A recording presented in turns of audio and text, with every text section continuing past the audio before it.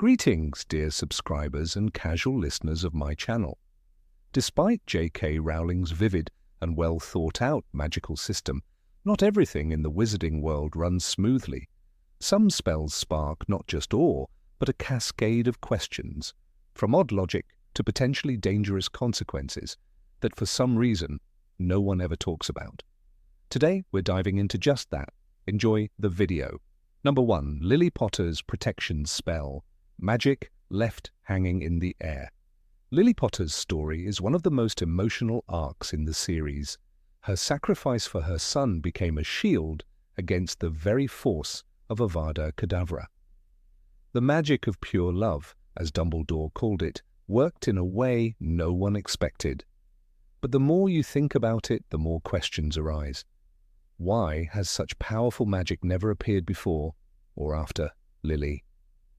Surely she wasn't the only parent, sibling, or lover to sacrifice themselves for someone they loved, or was Lily's power truly unique? It's beautiful, but eerily isolated. Number 2. Accio. Summon anything, even the living. One of the handiest spells out there is Accio. Harry used it to summon his broom during the Triwizard Tournament, and Newt Scamander managed to summon a Niffler, a living creature. You heard that right. So, could Voldemort have just shouted, "Accio, Harry Potter," and ended the entire saga before Book 3?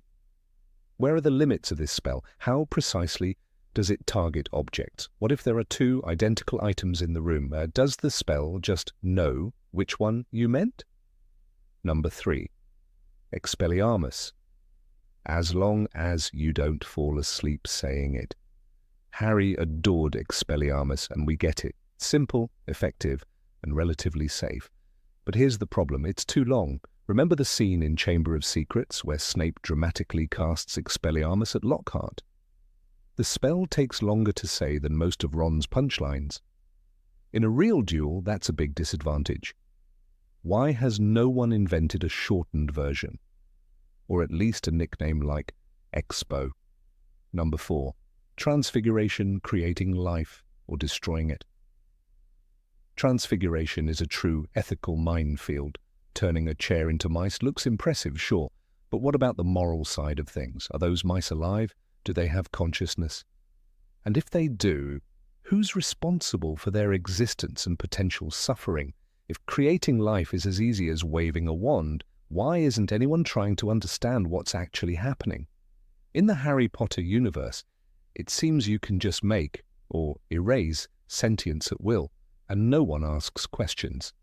Number 5. The Dark Mark, a convenient beacon for auras. The Dark Mark is the symbol of the Death Eaters and a tool for summoning, and yet it raises one major question: why? It's not hidden, it's not disguised, it's an obvious way to identify Voldemort's followers. Plus, to summon someone, the mark has to be nearby. What if the Death Eater is in another country? Why was Voldemort so sure there'd always be one within range? A simple, enchanted amulet would have done the trick. Number 6. The Marauder's map spells. Hogwarts-level genius. The Marauder's map is basically magical GPS. It shows everyone in real time, even under Polyjuice Potion. That's no small feat. And yet, plot holes galore. Why isn't such a map used in Azkaban or the Ministry? Why has no one ever replicated it, even though it's clearly useful? Were James, Sirius, Remus, and Wormtail the most underrated spellcasters of their era, and we just didn't realize? Number 7. Molly Weasley's mysterious spell. Is that even legal? One of the final moments of the Battle of Hogwarts, Molly Weasley defeats Bellatrix Lestrange. She does it with an unknown spell. In the film, it's a visual disintegration effect. In the book, a blast to the heart and a frozen expression. Either way, Bellatrix was never seen again. So how is this spell not Avada Kedavra? Why isn't it forbidden? Why doesn't anyone accuse Molly of breaking the law? Apparently, if you're a mother of 6, you get a free pass. Number 8. Imperius Curse. Imperio, said Moody. Well, Barty Crouch Jr., really. During a lesson in Goblet of Fire. He flicked his wand at a spider, and it danced like a puppet, helpless to resist. Then he turned the spell on the students. One by one, they lost control. Their limbs jerked, their minds went blank. But when it reached Harry, something cracked. He fought it, the book says. It was hard, but he could feel his will pushing back.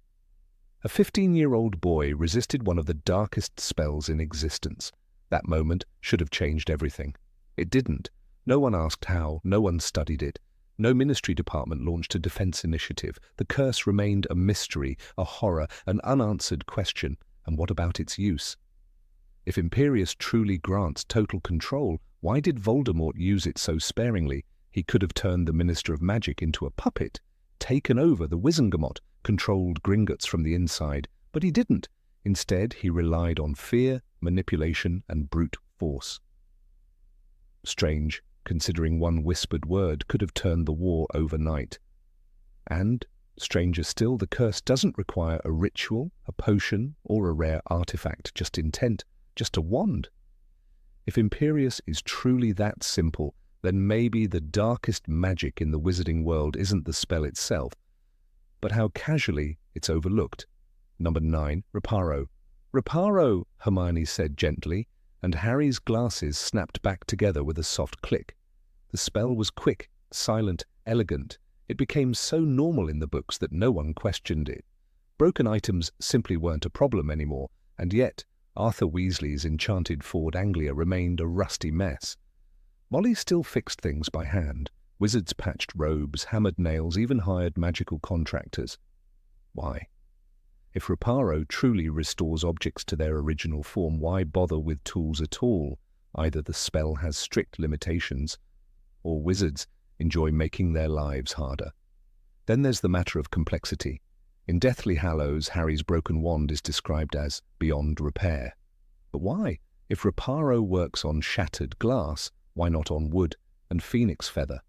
Why does Hermione, who can mend everything from goblets to glasses, fail to restore it? And yet, when Harry later uses the Elder Wand, the repair works flawlessly. Does that mean Reparo's effectiveness depends on the caster, or the item, or the wand itself? The books never say. But one thing is clear, in a world where magic can rebuild almost anything, the spell that does it best remains strangely unpredictable. Number 10. Obliviate! Obliviate! Whispered Hermione in Deathly Hallows, raising her wand toward her parents. She erased every memory they had of her to protect them. Just like that, their love, their years, their child were gone. It was quiet, clean, reversible perhaps, but not guaranteed. And that's the danger. This spell can rewrite a person's entire identity. Arthur Weasley uses it casually on muggles who witness flying cars. Gilderoy Lockhart uses it obsessively to steal lives, not just memories. But if one wrong flick of the wand can dismantle a lifetime, why isn't it treated like a weapon? Imagine if someone had used Obliviate on young Tom Riddle. Could Voldemort have been stopped before he ever became a name to fear?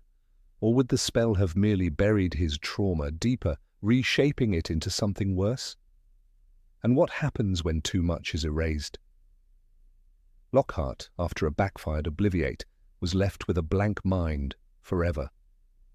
"He's in St. Mungo's," they said, as if that explained everything. But the silence around this spell is louder than any curse. No manuals, no ministry warnings, no understanding of its long-term effects. Obliviate doesn't break bones, it erases souls. And somehow, that's still legal. Number 11, Levicorpus. Harry discovers Levicorpus scribbled in the margins of the Half-Blood Prince's textbook. Out of curiosity, he whispers it, "Levicorpus!" And suddenly, poor Ron is yanked into the air, dangling upside down by an invisible force. No warning, no effort, no one movement.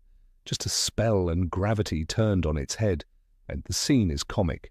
Ron flails, Harry laughs, but step back, and it's not so funny. What exactly is happening to Ron's body in that moment? Hanging by the ankle like that for more than a few seconds should be painful. Blood rushes to the head, neck muscles strain, the spine compresses, and yet Ron is completely fine afterward. No headaches, no bruises, no damage. When Snape was a student, James Potter used this same spell to humiliate him in front of a crowd. Snape was hanging upside down in midair, his robes falling over his head, we're told in Order of the Phoenix. But no mention of pain, no lasting harm, just humiliation. Is the spell cushioning the body? Does it negate real physics? If so, it's never explained. More confusing is the fact that Levicorpus is not banned, it's not even discouraged. A hex that literally suspends someone like a puppet, used historically for bullying and public shame, is treated like a quirky charm, a joke. Meanwhile, hexes far less intrusive are labelled dangerous. What makes this one acceptable? Is it because no blood is drawn, because it looks amusing? That's a dangerous standard in a world where magic can easily turn into power play. With Levicorpus, it already has. Number 12, Apparition. Apparition is supposed to be instant, fast, precise, powerful. Yet in Harry Potter and the Deathly Hallows, when the trio is ambushed at Xenophilius Lovegood's house, they don't apparate immediately. They dodge spells, crash through walls, and narrowly escape through the ceiling. Why wait? If they could vanish in a blink, why all the drama? We'll have to apparate, Hermione yells, eventually. But the delay almost kills them. It happens again in the cafe ambush. Wands out, spells flying, tables exploding. They apparate only after the fight. It makes no sense. Not if apparition is as effortless as we're told. And what about splinching? We're warned that it's dangerous. Splinching occurs when the mind is insufficiently determined, says Wilkie Twycross. A gruesome warning, but the only time we really see it, Ron ends up with a gashed arm. Painful, sure, but hardly the terrifying result we were promised. If that's the worst that can happen, why not apparate constantly? Why not mark dozens of locations in advance? Safe houses, attics, rooftops. Why didn't the Order of the Phoenix use this more creatively? For a war where survival depends on speed, they rely on foot travel far too often. There's also the matter of visibility. Apparition is loud, it cracks, it spins. People vanish and reappear in plain sight. But Muggles never seem to notice. Why? Are they enchanted to forget? Are public apparitions cloaked by some global magic filter? Or does the statute of secrecy just rely on luck? No one ever explains. Wizards teleport across London into forests, out of battlefields, and still the non-magical world sees nothing. It's as if apparition bends more than space. It bends logic too. Number 13, Petrificus Totalis. Petrificus Totalis, Hermione whispered, her wand slicing the air like a blade. Neville Longbottom fell flat on the floor, stiff as stone. That scene in Philosopher's Stone was oddly funny. Hermione paralyzing her friend so they could sneak off to stop Voldemort. But if you think about it, Neville hit the ground with a heavy thud and didn't even blink. He lay there for who knows how long. No one checked his breathing. No one asked if it hurt. The spell turned a living boy into a silent statue, and everyone just moved on. J.K. Rowling never describes how the body functions under the spell. In Order of the Phoenix, Draco uses it on Harry in the Hogwarts Express, and Harry can still think clearly but can't move or cry out. Rowling writes, his arms and legs snapped together and he fell backward onto the floor. The fall is always part of it. No magical cushion, no gentle landing, just a human body crashing down with no control. What happens if someone lands on stone? What if they fall head first? Do wizards consider those risks? There's also the terrifying thought of time. How long can someone stay frozen like that? Minutes? Hours? What if they're left outside in the snow or in a burning room? Could you freeze a person and leave them as a warning? Could you use the spell not for defense but for punishment? It paralyzes the body but leaves the mind fully conscious. That sounds less like a simple charm and more like a method of torture, and yet no one questions it. No school rules prohibit its use, no ministry guidelines. It's taught to students like it's a party trick. A child can point a wand and trap someone in their own body. No consent, no defense, just one word, Petrificus Totalis, and you're a prisoner behind your own eyes. Maybe the spell isn't harmless, maybe it's just familiar, too familiar to notice what it really is. Number 14, Incendio. Incendio is one of those spells that looks simple until you really think about it. A basic ignition charm, it's taught to young Hogwarts students and often used to light fireplaces or torches. But in Harry Potter and the Philosopher's Stone, When Hermione believes Professor Snape is jinxing Harry's broom during the Quidditch match, she uses Incendio to set his robes on fire. The result? A burst of flame, quick and violent enough to break Snape's concentration. That wasn't just a gentle spark, it was open fire cast from the stands of a crowded stadium, aimed at a teacher. And no one even scolds her for it. But the odd part comes later. In the Goblet of Fire, during one of the Tri-Wizard tournament scenes, Incendio is used to light a small campfire. It flickers gently, no drama, no burst, just warmth. Two completely different outcomes, same incantation. It raises a fair question. Is Incendio unpredictable, or is it tailored by the caster's intention? If Hermione could shoot fire like a weapon, what's stopping any student from using it in far worse ways? There are no known magical laws restricting its use, and yet it's arguably more dangerous than Expelliarmus, a spell that's treated like a joke in comparison. Imagine a student in the Hogwarts library, annoyed with a textbook. One muttered Incendio and centuries of magical knowledge could turn to ash. Could a child use it to harm someone, burn down a dormitory? In a world where spells can be mispronounced and misfired, letting 12-year-olds play with fire seems like a risk no headmaster should take. There's a reason we don't give matches to toddlers, but here we hand them incantations that literally summon flames. And the Ministry? Silent? Hogwarts. No safety charms against accidental combustion. There's something eerie in how calmly the wizarding world treats fire magic. In the real world, you'd need training, licenses, fireproof zones. In Rowling's world, you just need a wand and a vague desire to see something burn. Number 15, Legilimency and Occlumency. Legilimency and Occlumency. Two branches of magic rarely taught, scarcely understood, and shrouded in the kind of secrecy that would make even the unspeakables of the Department of Mysteries uncomfortable. Yet they are as real and powerful as the killing curse, and perhaps even more dangerous because they target not the body, but the mind. The ability to read another person's thoughts, sift through their memories, and manipulate their very sense of reality is not just the stuff of legends. It is a practiced, terrifying truth within the magical world. Few wizards in the canon of magical history are known to have mastered legilimency. Lord Voldemort, the most infamous practitioner, wielded it like a weapon. Severus Snape, once a Death Eater, used it for survival. Albus Dumbledore, it is implied, was at least proficient, but beyond these names there is little evidence of widespread use. Why? The answer lies in the very nature of legilimency. It is not a simple spell, it is not a trick one picks up in a weekend dueling club or masters during defense against the dark arts lessons. It is art and violation in one, requiring not only magical skill, but an intimate understanding of human thought, memory, and the subtle signs of emotion. J.K. Rowling describes legilimency as the magical skill of extracting feelings and memories from another person's mind, and yet that definition is deceptively narrow. In practice, legilimency is not just reading thoughts. It is stepping inside another's head, viewing their private moments, their traumas, their dreams, their fears. It is as invasive as it is effective. The spell most commonly associated with it, legilimens, is not just a word, it is a key, but not everyone can wield it.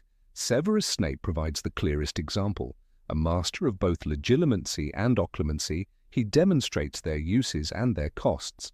When tasked with teaching Harry Potter occlumency in Order of the Phoenix, he does so not out of kindness, but duty. Voldemort had begun invading Harry's mind, dreams, visions, pain that was not his own, all signs of a mental link forged by the Horcrux within Harry.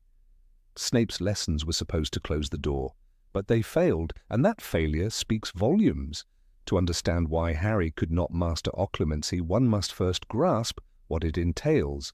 Occlumency is the magical defense of the mind against external penetration. It is not simply about hiding thoughts. It is about clearing the mind, controlling emotion, and sealing memory away. The mind must be a fortress, yet Harry, at 15, was a boy caught in emotional turbulence. Grief for Sirius, confusion about Voldemort, resentment towards Snape. His head was a storm, and no fortress could rise in such chaos. Snape, on the other hand, had spent his life burying his feelings. Raised in a cold household, tormented at school, scorned by peers, he had built walls thick and impenetrable.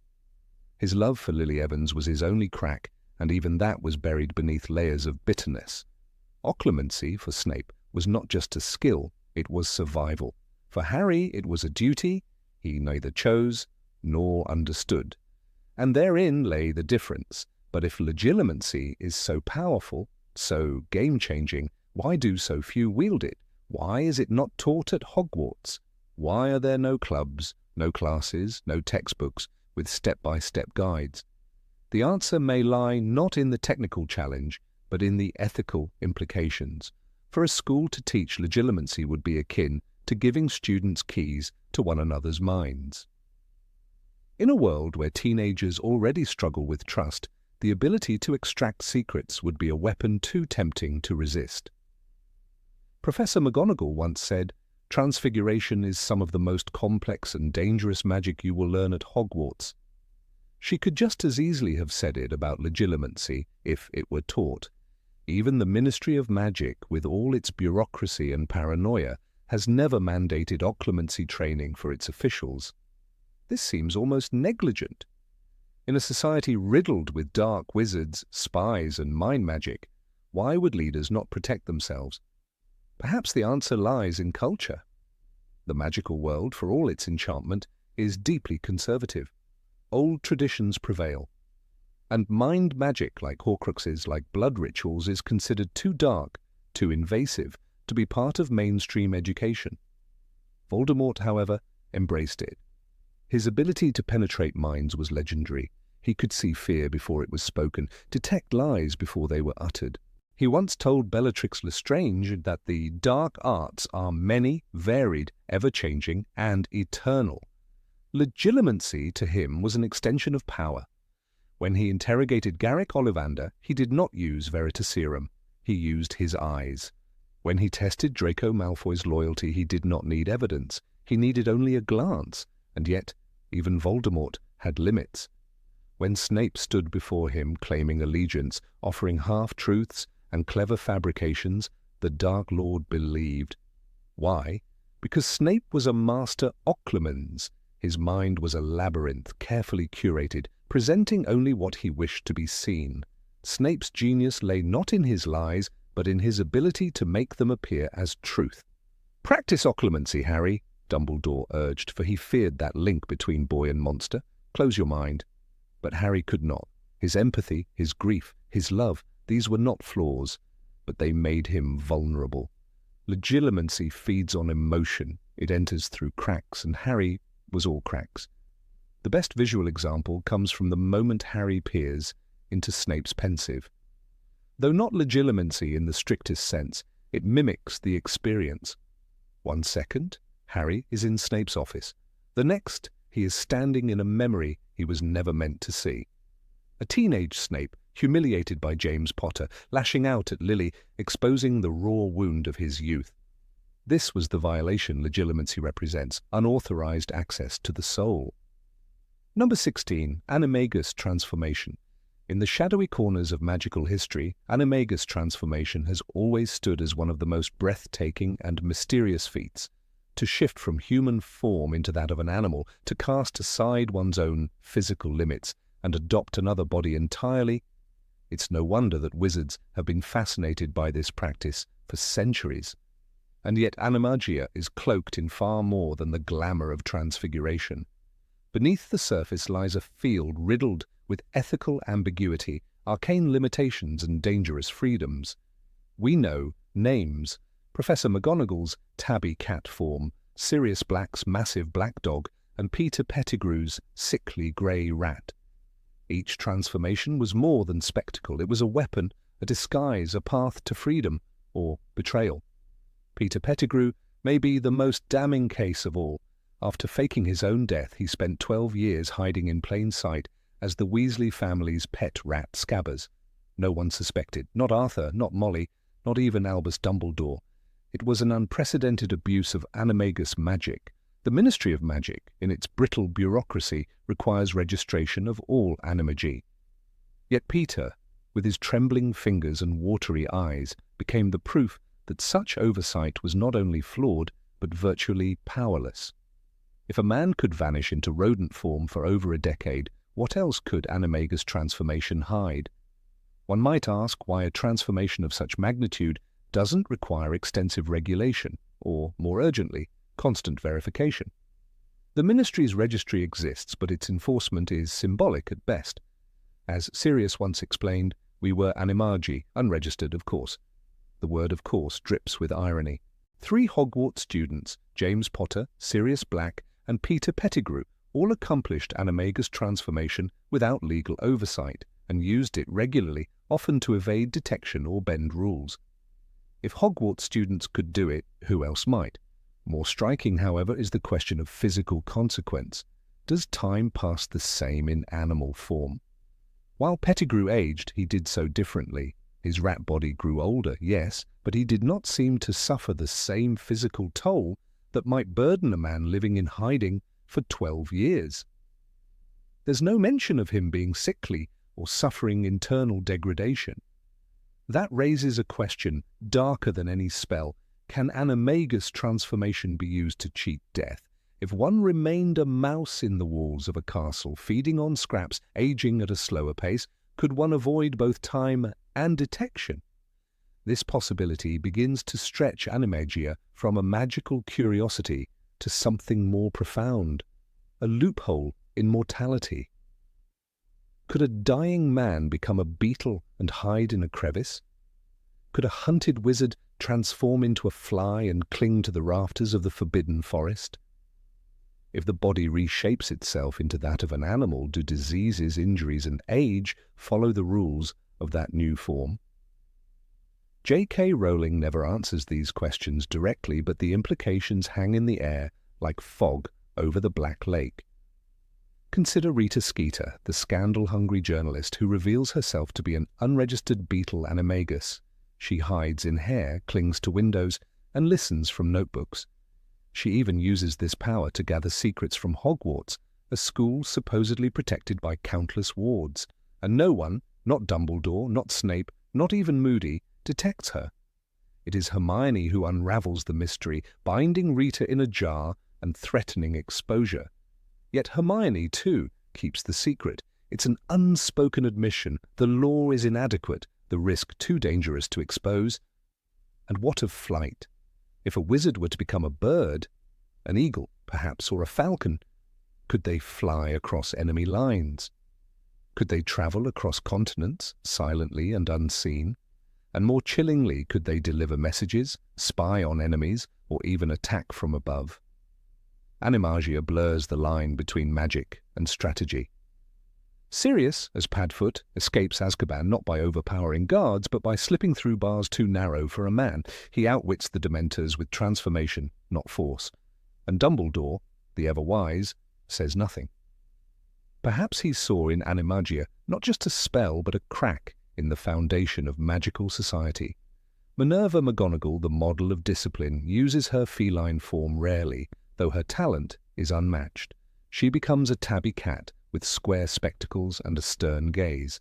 But what if she chose differently? Could she, in cat form, enter the Slytherin common room undetected? Could she stalk the corridors of the Ministry, listening to hushed conspiracies? Her ability makes her nearly invisible, not by charm, but by nature.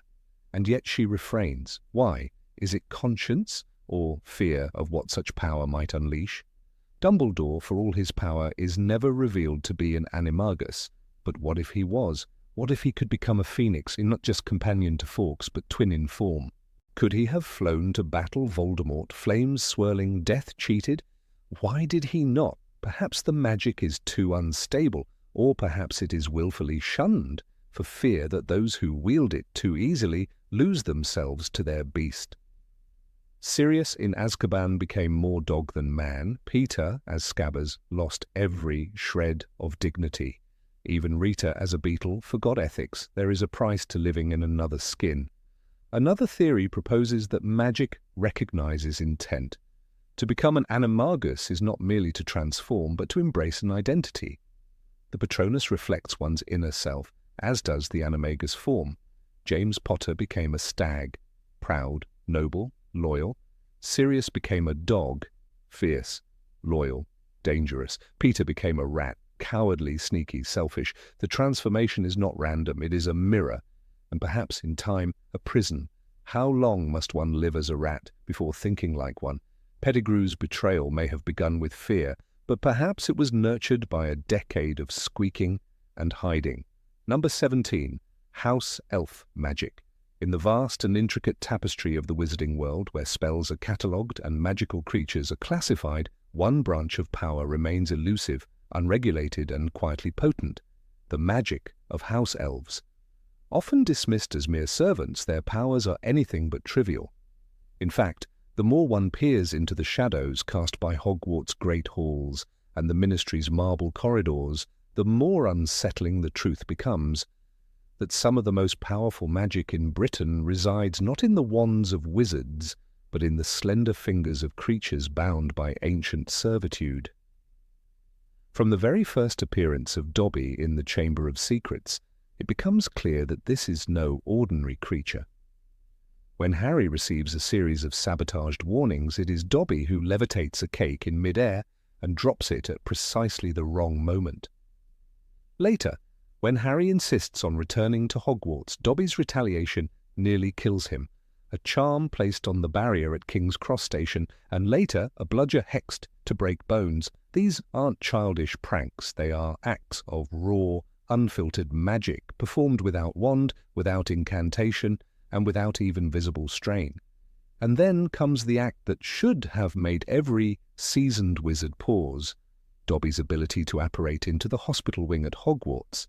It's not just that apparition inside Hogwarts is forbidden, it is magically impossible. As Hermione notes in The Half-Blood Prince, you can't apparate or disapparate inside the Hogwarts grounds. This is accepted as an immutable magical law, yet Dobby does it casually and repeatedly. So does Creature, so do all house elves. Not only that, but Dobby is able to snap his fingers and vanish with Harry and others in tow, something that requires significant effort and licensing even for skilled wizards. When Dobby rescues Harry and his friends from the Malfoy Manor in the Deathly Hallows, he does more than simply teleport them out. He bypasses anti-apparition jinxes, breaches one of the most magically fortified residences in the wizarding world, and disarms Bellatrix Lestrange's enchantments. Bellatrix, a Death Eater of Voldemort's inner circle. Dobby does this not with spells, not with a wand, but with a simple snap. It's a moment of heroism, yes, but also a moment that challenges the entire magical hierarchy. A creature without formal training defeats enchantments designed by one of the darkest witches of her generation. And yet, this magic remains undocumented, unstudied, and deeply misunderstood. The Ministry of Magic, obsessed with cataloguing and regulating every aspect of wizard life, seems oddly uninterested in house elf magic. There are departments for the regulation of magical creatures, for misuse of Muggle artifacts, even for goblin liaison, but nothing exists to examine or quantify elf magic. This is not oversight, this is intentional blindness. One might think that such powerful beings would be revered or at least feared, but instead house elves are treated with a mixture of contempt and paternalism. Even the kind-hearted Mr. Weasley jokes about the absurdity of elf liberation. Hermione's entire campaign through SPEW is met with laughter. The very idea that these magical beings might deserve autonomy is viewed as radical, despite the fact that time and again their power is demonstrated in ways that make wand magic look almost clumsy by comparison. Creature, for example, is able to track Mundungus Fletcher across London and subdue him, feats the Order of the Phoenix failed to accomplish for weeks. He navigates London's magical and non-magical spaces without issue. He evades notice, casts memory-affecting magic, and returns to Grimmauld Place undetected. He does all this while remaining deeply loyal to his master's commands, even when they contradict his own instincts. This power, the ability to bend his immense magical ability to the will of others, is perhaps the most terrifying aspect of house elf magic. It is controlled not by training, not by ethics, but by magical bondage. House elf magic is not merely intuitive, it is ancient, older than wand lore, older perhaps than Hogwarts itself. Elves perform feats of magic that have no equivalent among wizards. Wands focus and direct magic. They are tools. Elves are the tool. The magic flows through them unmediated. When Winky, the Crouch family's elf, loses her position in the Goblet of Fire, she spirals into despair, not merely from social rejection, but from a magical disorientation, as if her very being has been ripped from its purpose. Her magic, her power, is entwined with this servitude. That is no accident. What kind of society binds such powerful beings into slavery, and then teaches them to be grateful for it? The truth is uncomfortable. Wizards have not ignored elf magic. They have suppressed it. Over centuries, perhaps millennia, magical law has subtly ensured that house elves remain magically powerful, but politically neutered. Their power is locked beneath layers of magical contracts, social shame, and cultural indoctrination. Dobby's desire for freedom is treated as madness by other elves. Kreacher is horrified at the thought. Even the Hogwarts elves, arguably the most privileged of their kind, react with outrage when Hermione attempts to liberate them with socks. This indoctrination is so deep that even the magical elite refuse to question it. Albus Dumbledore, a man who spoke to centaurs and argued with portraits, kept dozens of house elves in the kitchens of Hogwarts, and never once suggested they should be taught or freed. In the Goblet of Fire, when confronted by Hermione, Dumbledore simply states, house elves get a very raw deal, but he does not act, he does not reform. Why? Perhaps because even Dumbledore understood the volatile nature of elf magic. Perhaps he feared what would happen if these beings realized the full scope of their strength. Number 18, Sectumsempra. The spell was born in the margins of a textbook, half-forgotten ink, scribbled by a boy who, despite his brilliance, felt invisible. Sectumsempra for enemies, Severus Snape had written in his own jagged hand. At the time, he was not yet a professor, not yet a spy, not yet the half-blood prince in any recognized capacity. He was simply a student with a storm inside him, a boy who knew the sting of cruelty and longed to give it form. The spell was his weapon, his shield, his revenge, wrapped in Latin syllables, and yet years later it almost killed a student in the school hallway. When Harry Potter first uttered Sectumsempra, he didn't know what it would do. He found the spell in a tattered potions book, the property of the half-blood prince. It was in a moment of fury, of self-defense against Draco Malfoy, that he drew his wand and shouted it. The result was horrifying. Blood spurted from Malfoy's face and chest as though he had been slashed with an invisible sword. The floor of the bathroom was slick with crimson. Draco was crumpled and gasping, and Harry, horrified, realized he had done something monstrous. Unintentionally, yes, but still monstrous. Snape's reaction was swift. He arrived moments later and used an unfamiliar counter-curse, muttering it with expert precision as the wounds knitted before their eyes. It was the only time in the series where this healing incantation was used. Snape's deep familiarity with both the curse and the cure betrayed his authorship. He had not only created Sectumsempra, he had engineered its antidote, a testament to his calculating mind and perhaps a hidden sense of moral responsibility.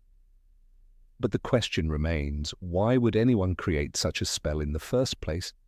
Sectumsempra is not a curse in the traditional sense. It is not one of the unforgivable curses, Cruciatus, Imperius, Avada Kedavra, which are legally classified as such by the Ministry of Magic.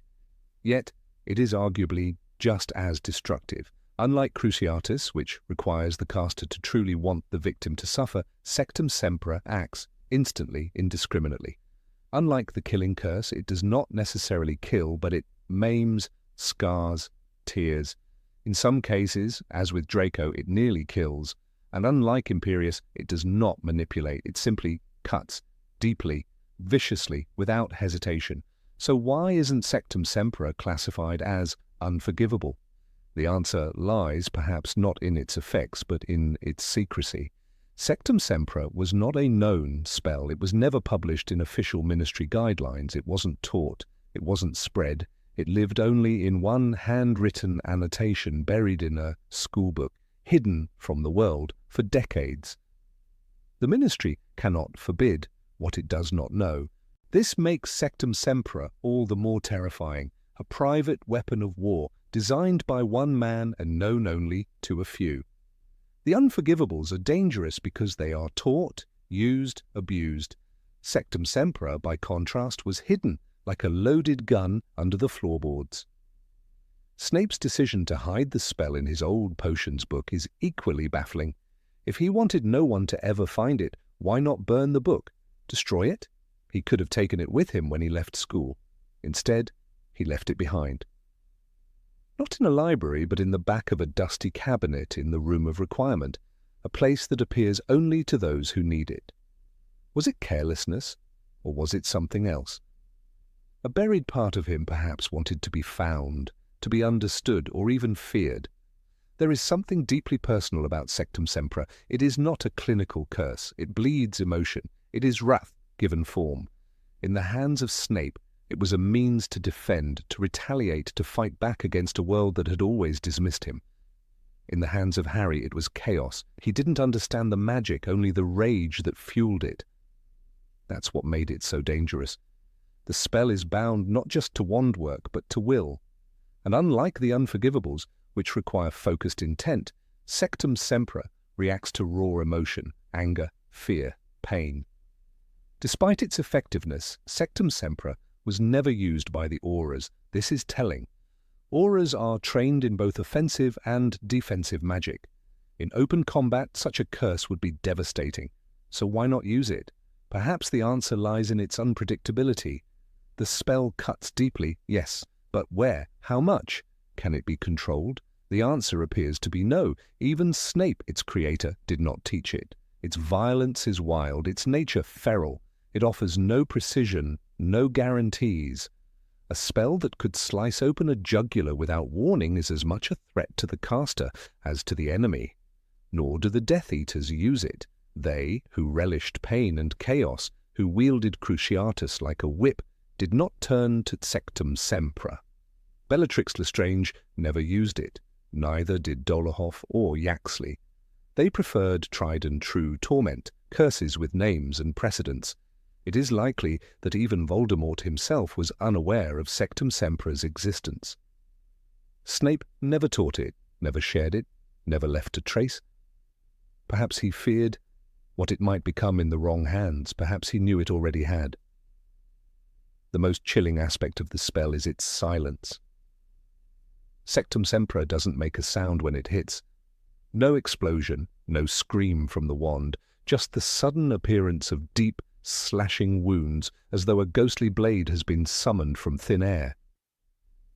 It's an invisible executioner. The fact that it's so quiet, so quick, and so hard to predict makes it all the more sinister. A scream can be stopped. A green flash warns the eye. Sectumsempra gives nothing. And yet it saved a life. That is the paradox. Snape, using the counter-curse, stopped Draco from bleeding out. He didn't hesitate. He acted faster than Madame Pomfrey could have. His hands were steady, his incantation sure. He didn't ask questions. That moment, brief and uncelebrated, revealed a different Snape, the man who could save what he had almost destroyed. The creator of Sectumsempra was also its healer. It speaks volumes about his duality, half a monster, half a guardian. Harry's punishment was swift. The potions book was hidden, the spell never spoken again. But the memory lingered. "You used my own spell against me, Potter," Snape would later say, with something like fury, or was it betrayal? Snape had written those spells in solitude, not for admiration, but for expression, for survival, for control in a world that gave him none. To see them wielded recklessly by the son of his enemy, James Potter, was more than insult. It was a violation. Sectumsempra became a symbol of Snape's past, of Harry's ignorance, of the price of hidden knowledge, The spell, never meant for the public, became a warning. Magic is not neutral. Intent matters, but so does understanding. Wielding a spell you do not comprehend is like firing a weapon with no knowledge of its range. The damage may not be intentional, but it is still real. We must also consider the psychological origin of the curse. Snape, as a teenager, endured mockery, isolation, and humiliation. His pain took many forms. Sectumsempra may have been one. An invisible blade born from emotional wounds. The magic of the wizarding world often reflects the inner state of its caster. Just as a Patronus is shaped by joy, dark spells may be shaped by suffering. Sectumsempra was pain given power, a spell that cuts as deeply as its creator once was cut. There's a twisted beauty to the name itself. Sectum means to cut. Sempra means always, always cut. The Latin rings like a curse written in poetry. In Snape's mouth, it is sharp. In Harry's, it is tragic. The name lingers like a scar, and the scars remain. Draco was left with them, both physical and mental. He never looked at Harry the same way again.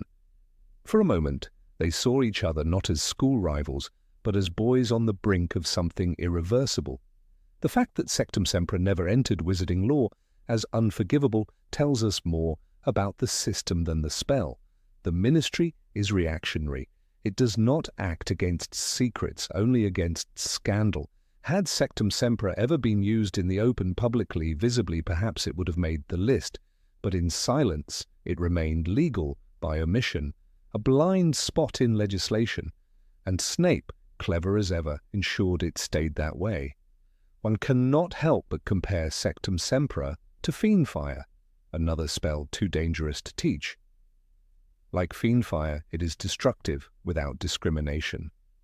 And like Fiendfire, its control is almost impossible. But where Fiendfire burns, Sectumsempra bleeds. One consumes, the other severs. Both reflect the volatile nature of magic left ungoverned. Perhaps that's why Dumbledore never taught such spells. Not because they were evil, but because they were uncontrollable. Even within the context of war, Sectumsempra never reappeared. During the Battle of Hogwarts, it is not mentioned, not by Harry nor by any of the defenders. Even in the height of desperation, it was not conjured again. This speaks volumes. Either Harry feared it, or he had learned its lesson. Some magic carries too much darkness. Some power comes at too high a price. In that moment in the bathroom, he glimpsed what it meant to be like Snape. And he turned away. In the end, Sectumsempra remains a ghost spell. Not in the curriculum, not in the law books, not even in the dueling repertoire of the darkest wizards, but its existence is a whisper of what magic can become when twisted by pain and left to fester. Snape did not create it to conquer, he created it to survive. In that, it is both tragic and terrifying, and perhaps that is the most honest spell in the entire series, not because it is right, but because it is real. Number 19, Lumos and Nox. Of all the spells taught at Hogwarts, few are as seemingly benign as Lumos and Nox. They are among the first incantations a young witch or wizard learns, simple, practical, and rarely considered in deeper magical discourse. Yet behind their gentle glow and quiet extinguishment lies a world of implications, limitations, and subtle magical mechanics that few bother to explore. The spell Lumos produces light at the tip of a wand, while Nox extinguishes it. On the surface, they are rudimentary, but magic in the wizarding world is never merely functional. It reflects culture, intent, and deep-rooted tradition. Consider that in Harry Potter and the Prisoner of Azkaban, Harry uses Lumos under his blanket to read his copy of A History of Magic during summer break. The spell is described as creating a narrow beam of light, suggesting that its output is closer to a focused flashlight than a full torch. This immediately raises a question. Why do wizards, capable of conjuring fire, manipulating the elements and teleporting across miles, settle for a glorified candle? The answer might lie in the portability and symbolic intimacy of wand light. Wands are not just tools, they are extensions of a witch or wizard's magical core. Holding one's own light source, generated by one's personal magical energy, is perhaps more than just convenient, it is grounding.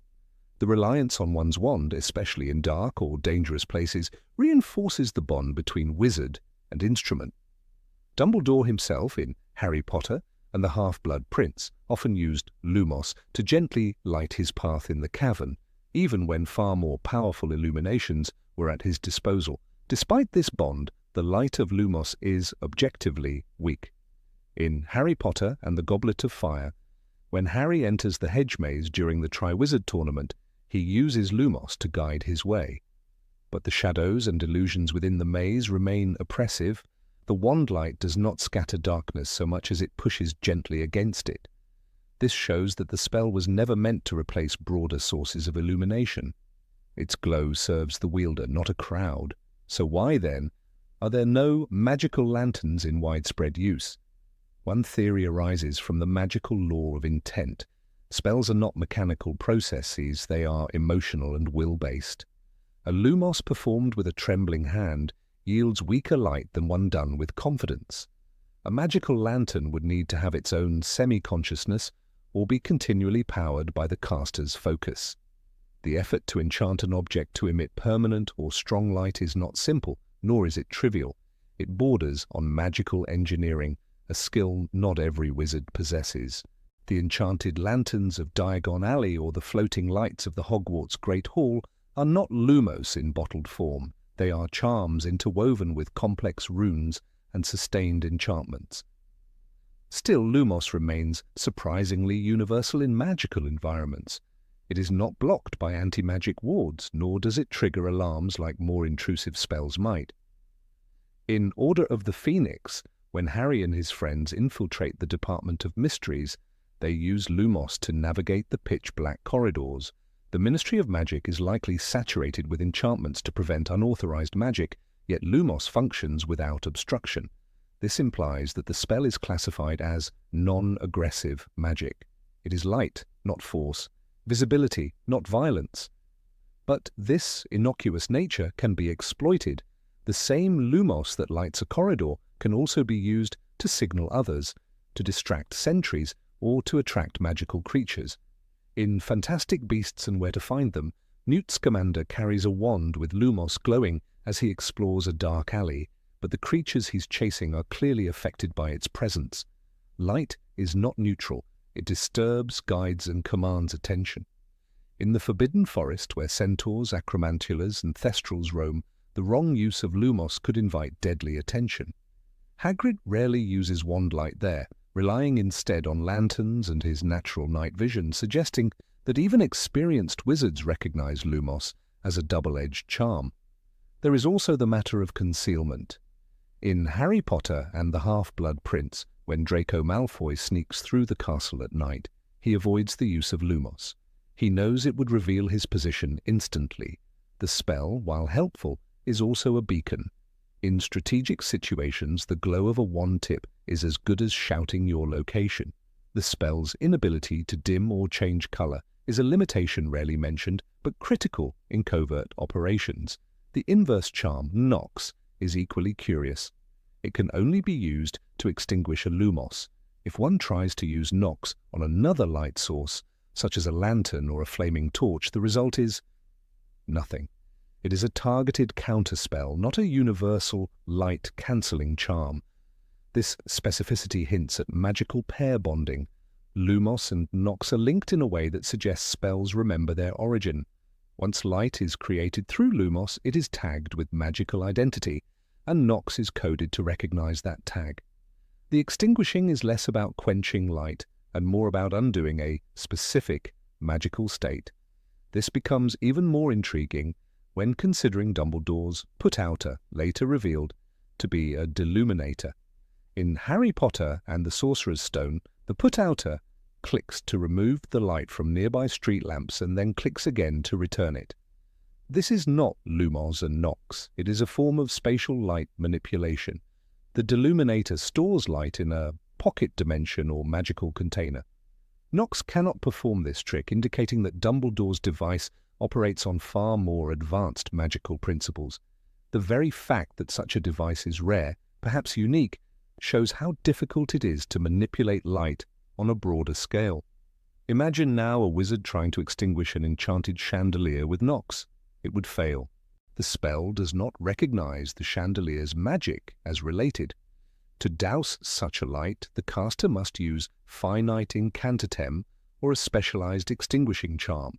This supports the theory that Lumos and Nox are tightly bound microcharms, light created by the wand for the wand extinguished by the wand. Even within this limitation, variations exist. In The Crimes of Grindelwald, wizards use Lumos Maxima, a stronger, brighter version of the basic spell. The light released is orb-like, hovering in mid-air. This suggests a deliberate manipulation of the original Lumos framework. But Lumos Maxima is rarely taught or used, likely because it requires greater magical control. The original Lumos remains dominant because it is safe, accessible, and requires minimal effort. The orb form, though brighter, might be less stable. The stability of Lumos may also be why it works in places where magic is otherwise restricted. In Harry Potter and the Deathly Hallows, or while hiding at Grimmauld Place, Hermione uses Lumos inside the magically concealed house without any resistance. The house is saturated in protective spells, yet Lumos cuts through the dark like a whisper. It is tolerated even by the most ancient enchantments. This suggests that the spell is so fundamentally integrated into wizarding culture that its usage is universally permitted, even in hostile or sacred spaces. This brings us to a fascinating theoretical question. Can Lumos be used as a weapon? Could a wizard intensify the light to blind an enemy, to ignite flammable material, or to startle a creature? The books never show such use, but the potential remains. The reason it's not used that way likely returns to magical ethics. Just as the unforgivable curses are defined by intent, perhaps light cannot be weaponized through Lumos because the spell structure does not allow for aggressive interpretation. To make light dangerous, one must change the spell's essence. Some theorists believe that ancient variants of Lumos existed, which did more than illuminate. In medieval spellbooks preserved at the Hogwarts Library's restricted section, a charm known as Lumen Incendia is briefly mentioned. It allegedly generated blinding light capable of scorching flesh. This spell was reportedly removed from curriculum due to its instability and the trauma it caused in duels. What remains is Lumos, a reduced, purified version, a whisper of power rather than a shout. What remains unclear is how Lumos interacts with magical creatures. In The Goblet of Fire, during the third task, Harry encounters a blast-ended Scroot and uses Lumos to keep his bearings. The creature is unbothered by the light. Contrast this with Nifflers, who are drawn to shiny objects, or Inferi, who are driven back by fire. The distinction is vital. Lumos is not fire, nor is it reflective enough to distract creatures sensitive to light. It is perceived as magical, yes, but not elemental. The color of Lumos light, often described as white or bluish, is another clue. It is likely of magical spectrum, invisible to muggles and certain creatures alike. There is also a psychological element, Lumos reassures. It does not command fear like fire or evoke dread like curses. Its purpose is clarity. It does not change the environment, but changes the caster's perception of it. When Harry uses Lumos, it is not to alter the world, but to orient himself. This is the opposite of most spells, which impose will upon reality. Lumos is humble magic. It serves rather than dominates, and yet, in that humility lies power. In the Deathly Hallows, when Ron uses the Deluminator to find Harry and Hermione after deserting them, it is light that guides him, not words, not apparitions, but light. This ties Lumos to the deeper magical force of connection. Light in the wizarding world is not just photons, it is presence, intent, and perhaps even memory. The fact that Ron hears Hermione's voice through the light suggests a far more ancient bond between illumination and emotional resonance. Thus, Lumos and Nox are more than switches. They are echoes of magical philosophy. Lumos brings comfort, orientation, and mild visibility. Nox returns the world to silence. Neither is meant to dazzle or harm. They are the heartbeat of light magic, gentle, ever-present, and foundational. Their simplicity hides their depth. Their ubiquity masks their elegance. And perhaps that's the final lesson. In a world of curses and prophecies, it is the quietest magic that remains closest to the heart. Number 20, Obscurials and Magic Suppression. In the shadowed corners of J.K. Rowling's wizarding world lies a contradiction so potent it demands exploration. The phenomenon of Obscurials, introduced in the Fantastic Beasts series, throws a jagged stone into the smooth waters of the original Harry Potter narrative. An Obscurial, we are told, is a young witch or wizard who suppresses their magic due to fear, trauma, or societal rejection. This suppression results in the formation of an Obscurus, a dark, parasitic force that can erupt in violent destruction. We see it most vividly in Credence Barebone, the quiet, trembling boy raised by the puritanical Mary Lou Barebone, whose hatred for witchcraft bordered on the fanatical. His suppressed power ultimately tears apart buildings, people, and even himself. And yet through all 7 volumes of Harry Potter's journey, not once do we hear the term Obscurial. How can such a dangerous and well-documented phenomenon not be mentioned even once in Hogwarts, the epicenter of magical education? This absence becomes particularly striking when we consider Harry Potter's childhood. He lived in a cupboard under the stairs, starved, neglected, emotionally abused. For 10 years he had no idea he was a wizard. The Dursleys punished any hint of strangeness. When Harry's hair grew back overnight after Petunia's attempt to cut it, Vernon grew furious. When he accidentally ended up on the school roof while fleeing Dudley's gang, they locked him up again. Magic surged inside him, unacknowledged, untrained, punished, and yet it didn't kill him. Why didn't Harry become an Obscurial? Obscurials are supposed to form when a child suppresses magic under traumatic conditions. Credence did just that. Ariana Dumbledore, too, was another likely candidate. As Aberforth explains in Deathly Hallows, when my sister was 6 years old, she was attacked, set upon by 3 Muggle boys. They saw her doing magic, spying through the back garden hedge, and they pounced on her. After that, she wouldn't use magic, but she couldn't get rid of it. Ariana's magic turned inward, erupting in bursts she couldn't control. This resulted in their mother's death and Dumbledore's lifelong guilt. Aberforth's description eerily mirrors the Obscurial phenomenon. And yet the word Obscurus is never used. The reason seems more narrative than magical. The Obscurus was retroactively introduced in Fantastic Beasts and Where to Find Them, a series penned years after the main novels had concluded. Rowling crafted it as a tool for drama, mystery, and darkness, but in doing so she left a trail of inconsistencies. If Obscurials existed in the early 20th century, surely knowledge of them would have survived into the 1990s when Harry was at school. Dumbledore, ever the seeker of truth, would certainly have been aware of the phenomenon, especially given Ariana's condition. And yet he never breathes a word of it to Harry nor to anyone else. One might argue that the Ministry of Magic is simply incompetent or willfully blind to certain dangers, but this is not an obscure threat.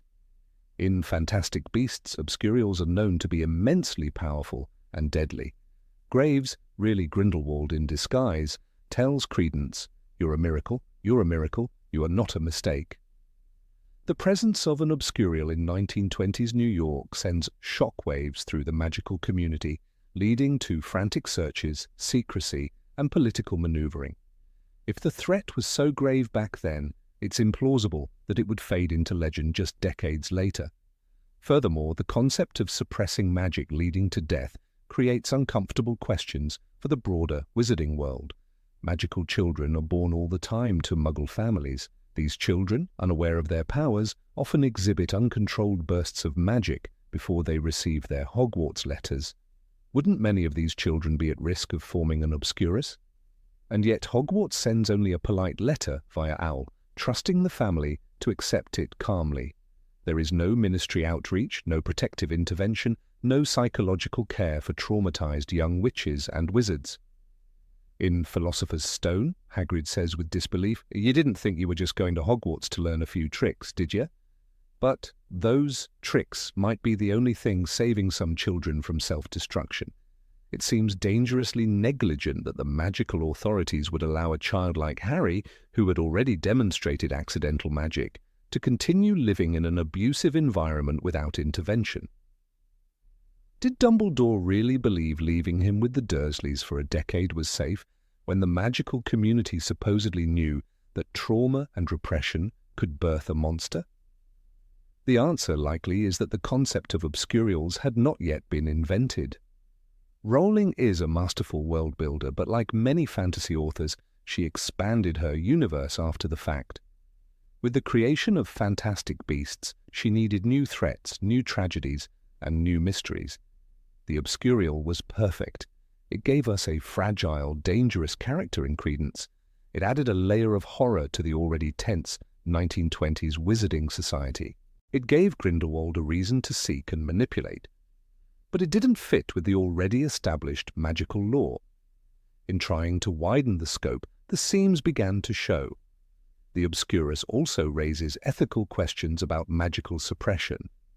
In Fantastic Beasts, we meet the new Salem Philanthropic Society, a twisted major religious movement bent on eradicating witchcraft. Mary Lou Barebone, its leader, preaches fear and punishment. Her children, especially Credence, are victims of her fanaticism. The Obscurus, then, is not just a magical disease, it's a manifestation of magical trauma. It forces us to consider how magic interacts with the psyche, with fear, with social stigma. But again, this concept is conspicuously absent in the original books, even though similar traumas are present.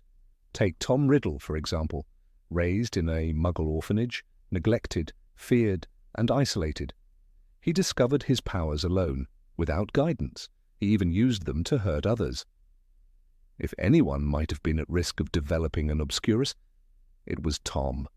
But instead his magic grew stronger, more refined, and more deadly.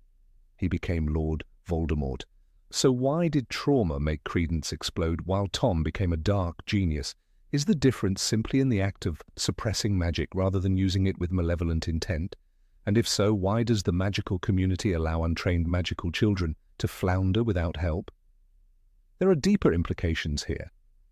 If magic is not just a talent, but a force tied to emotion and trauma, then the very structure of wizarding society becomes precarious. Suppression leads to destruction, yet freedom leads to danger. The Ministry of Magic seems to walk a line between control and neglect. In Order of the Phoenix, we see the Ministry interfering aggressively with Hogwarts, fearing Dumbledore's influence. But we never hear of them monitoring Muggle-born children for magical repression, even though that could result in catastrophe. The case of Ariana Dumbledore is perhaps the most chilling. Her Obscurial-like condition led to their mother's death and fractured the Dumbledore family. It also sowed the seeds of Albus's downfall. Had the term Obscurus existed then, perhaps her condition would have been diagnosed, treated, even cured. But it wasn't. It remained a family tragedy, unexplored and unresolved. This adds dramatic depth to Fantastic Beasts, where Albus must confront the spectre of his past through Credence, but it also retroactively weakens the original narrative, as it implies that Dumbledore had knowledge he never shared. The absence of the Obscurus in Harry's world seems less like a mystery and more like a gap in continuity. The wizarding world has always been layered with secrets, hidden chambers, cursed vaults, ancient spells. But Obscurials are not just secrets, they are walking time bombs. Their existence, had it been acknowledged earlier, would have changed everything. Imagine the implications for Hogwarts curriculum, for ministry policy, for Muggle-born outreach, and yet we are told nothing. The idea of magical suppression being fatal also clashes with how magic is portrayed in the main series. In Half-Blood Prince, we learn that controlling magic is a matter of discipline, not compulsion. Snape's meticulous potion-making, Dumbledore's elegant wand work, even Hermione's obsessive studying, all suggest magic can be tamed and trained, not simply repressed or unleashed. But the Obscurus adds a volatile layer. Magic must not just be controlled, it must be accepted. If rejected, it kills. Even more dissonant is the lack of magical therapy or psychological support in the wizarding world. St. Mungo's Hospital exists, yes, but its focus is physical or curse-related injuries. Nowhere in the books is there a mention of magical trauma centres for children. Luna Lovegood, whose mother died in a magical accident, is considered loony by her peers, but no adults intervene. Neville, bullied and belittled, has no counselling. Harry, a war survivor with PTSD, is left to his own devices. Perhaps the reason Obscurials go unmentioned is because Wizarding Society simply doesn't want to confront the mental cost of magic. There's a poetic tragedy to the Obscurus, a magical force born not of ambition or evil, but of denial and pain. In introducing it, Rowling added a new layer of emotional depth to her world, but in doing so she opened a door that the original series seems unwilling to walk through. The wizarding world loves its secrets, but some secrets, like the Obscurial, are too dangerous to ignore. The magical world of fantastic beasts feels older, harsher, more morally complex than that of Harry Potter. Perhaps that is intentional. Perhaps Rowling meant to show that before Hogwarts was modernized, before the Deathly Hallows, there was a darker era of superstition and fear. But that only makes the silence in Harry's time more jarring. It's one thing to suppress magic. It's another to suppress knowledge. And so we are left with a question that echoes like a whisper through the corridors of Hogwarts. If magic must be expressed or it will kill, then how many more children were left in silence, unseen, until they were gone? The Obscurial is not just a creature, it's a consequence. And consequences, like truth, always find their way back. Number 21. Protego. The spell Protego, Latin for I protect, occupies a unique space in the magical hierarchy of the wizarding world. Unlike the vibrant, explosive spells that shape duels and warfare, Protego is quieter, almost humble in its execution, a transparent shimmer, a barely there pulse of light. But within that flicker lies a paradox. It is both powerful and unpredictable, both universal and deeply personal. In theory, it is the perfect defense. In practice, it is something much more complicated. The wizarding world considers it a standard spell taught in fourth year defense against the dark arts classes at Hogwarts, yet its full potential remains elusive even to the most gifted. Consider the moment during the Battle of the Astronomy Tower, when Harry attempts to block a flurry of spells from Death Eaters. He raises his wand and shouts, "Protego!"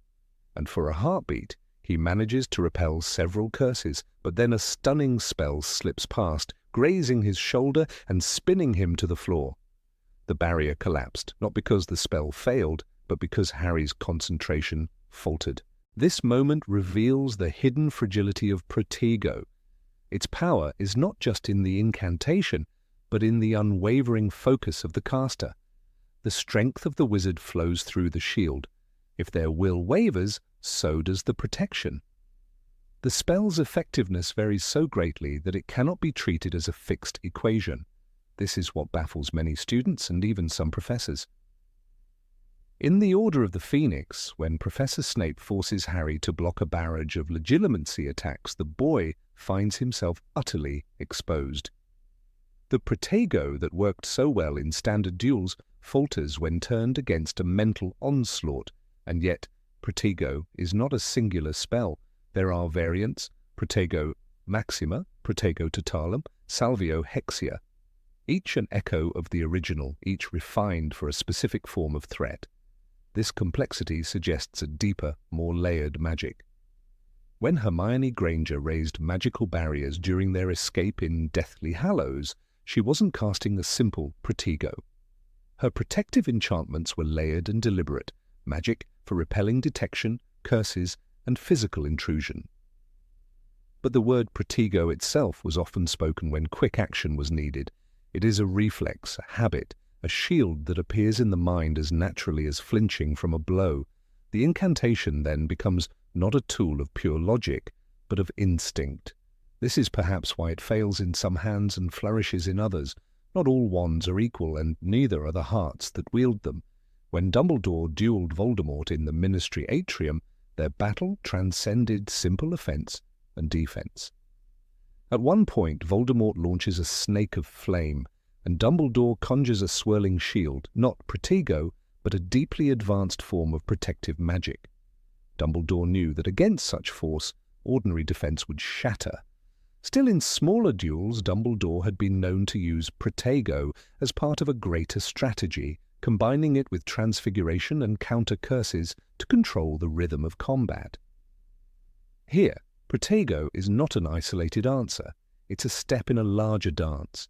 This variability raises uncomfortable questions. If Protego can deflect the unforgivable curses, as occasionally hinted in both game lore and cinematic embellishment, why do we see so few examples of it succeeding? In the book canon, no known wizard blocks Avada Kedavra with Protego. The killing curse operates outside the standard magical framework. It does not impact, it ends. The shield cannot absorb what has no physical form, and yet in Hogwarts Legacy, the visual of a powerful wizard deflecting green lightning sparks a tantalizing possibility. Is there perhaps an evolved version of Protego that can resist even death? The answer may lie in the emotion behind the magic.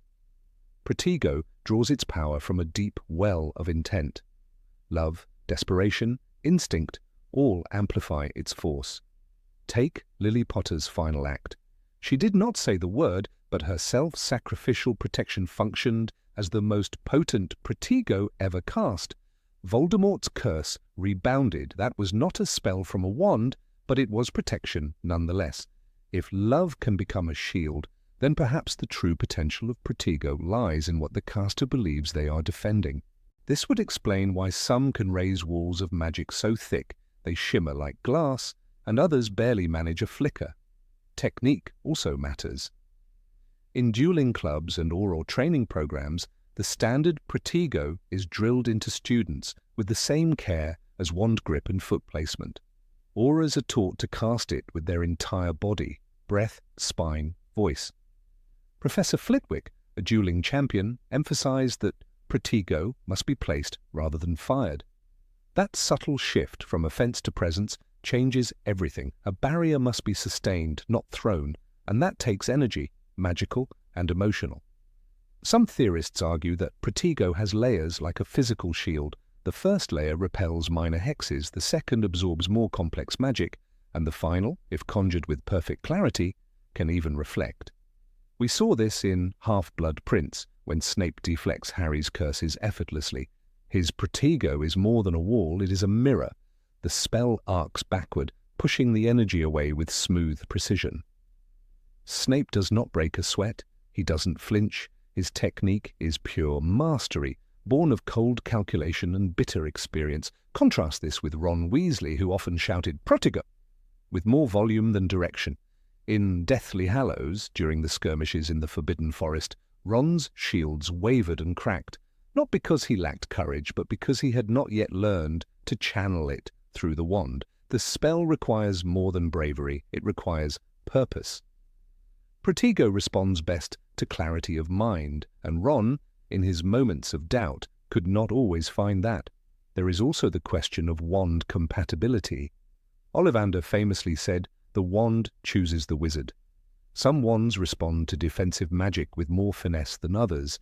Harry's Holly and Phoenix Feather wand, known for strong protection, seem to favor spells like Expelliarmus, which itself carries defensive properties. Meanwhile, Bellatrix Lestrange's wand, Dragon Heartstring and Unyielding, pulsed with aggression. Could such a wand ever excel at Protego? Or would it reject the very idea of passivity? In combat, Protego is not a permanent fixture. It flickers on impact, then vanishes. To use it effectively, one must cast and recast in perfect rhythm. This is exhausting both mentally and magically. In long duels, stamina becomes a deciding factor. During the Battle of Hogwarts, many young fighters fell not because they lacked spells, but because they could no longer sustain them. Even Hermione, so skilled and focused, began to tire. Protego is not a spell for the weary. Ministry policy does not emphasize Protego as a central defense, perhaps for this very reason. It demands too much individual mastery. It cannot be mass-produced nor reliably taught in large groups. Standard shield charms, wards, and enchantments offer more consistent protection for the average wizard. In aura training, the Protego is considered a foundation, not a solution. It is the beginning of a defense, not its end. And for civilians, it remains more of a reflex than a strategy. Still, there are whispered stories of Protego cast so purely that it became physical, repelling even fire and glass. Of magical duels in the Balkans where legendary duelists stood inside shimmering domes of protection for hours. These are outliers, exceptions. But they point to something ancient in the magic, something not yet fully understood. Magical theory books rarely agree on the spell's upper limits. One treatise by Batilda Bagshot described Protego as the silent negotiation between chaos and order. She believed that the spell responded to the wizard's reason for fighting, not merely their skill. This idea is echoed in the life of Severus Snape. When he turned against Voldemort and joined the Order, his defensive magic intensified. His Protego spells became sharper, more precise.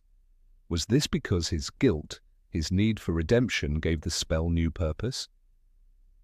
There is poetry in that possibility, that a spell of protection would evolve alongside the soul it springs from. That intention, in the world of magic, carries weight as real as any incantation. We also cannot ignore the visual language of Protego in film and game media. In Harry Potter and the Order of the Phoenix video game, players can evolve their shield into a reflective orb that sends spells careening back toward their caster. In Hogwarts Legacy, the shield flares golden and deflects even the most violent curses. This is fiction, of course, but fiction often touches truth. It suggests that the spell has more to give, that it is a sleeping giant of the magical world, restrained not by words, but by understanding. So why doesn't the Ministry teach this to everyone? Perhaps because Protego, in its rawest form, cannot be standardized. It is not an instruction, it is a state of being. It is belief made visible. Like Lily Potter's final breath, like Snape's wordless defiance, like Harry's refusal to strike first, Protego is not only defense, it is choice. To protect rather than destroy, to stand rather than flee, to survive not at any cost but with dignity. This is the paradox of Protego. It is universal and yet exclusive, a spell every wizard knows and few truly understand. It is a moment's shield and a lifetime's discipline. In the right hands it is invincible. In others it is nothing more than a whisper. And perhaps that is why it remains so compelling. In a world of violence and power, Protego is a reminder that magic is not just what you cast, it's what you believe. Number 22, memory, alteration, falsification. In the shadowed corners of wizarding justice, one question trembles like a candle in a drafty courtroom. Can a memory be trusted? Within the magical world there exists a spell, whispered with as much caution as reverence. Obliviate. Designed to erase memories with surgical precision, it is already a chilling concept, but even more unsettling is its counterpart, less spoken of, cloaked in ethical grey, the falsification of memory, the alteration, a twisted rewrite of the mind's truth. The spell, unnamed but practiced, is the ghost behind the words tampered evidence. It is the sinister implication behind Horace Slughorn's confession to Dumbledore in the 6th book, Harry Potter and the Half-Blood Prince. The jovial potions master had once sat across from young Tom Riddle and spoken casually, too casually, of Horcruxes. And yet, when Albus Dumbledore extracted this memory for viewing in the pensive, it was a haze of confusion and fractured thoughts. The truth had been diluted. Slughorn had deliberately altered his own recollection to hide his role in planting a seed of evil. "Don't think I don't realize what you're doing," Slughorn had said to Harry when confronted. "You're trying to get me to remember." But he had remembered already. What he was trying to do was forget, or more precisely, fabricate. And therein lies the dilemma, for if a man as harmless-looking as Slughorn could take a memory and corrupt it, what of darker minds? What of those who master such tampering to conceal war crimes, assassinations, or forbidden pacts? In a world where the pensieve is considered nearly sacred in its clarity, a tool to pull memories in their rawest form and witness them like a divine replay, how do we accept that even this silver stream of thought may be a lie?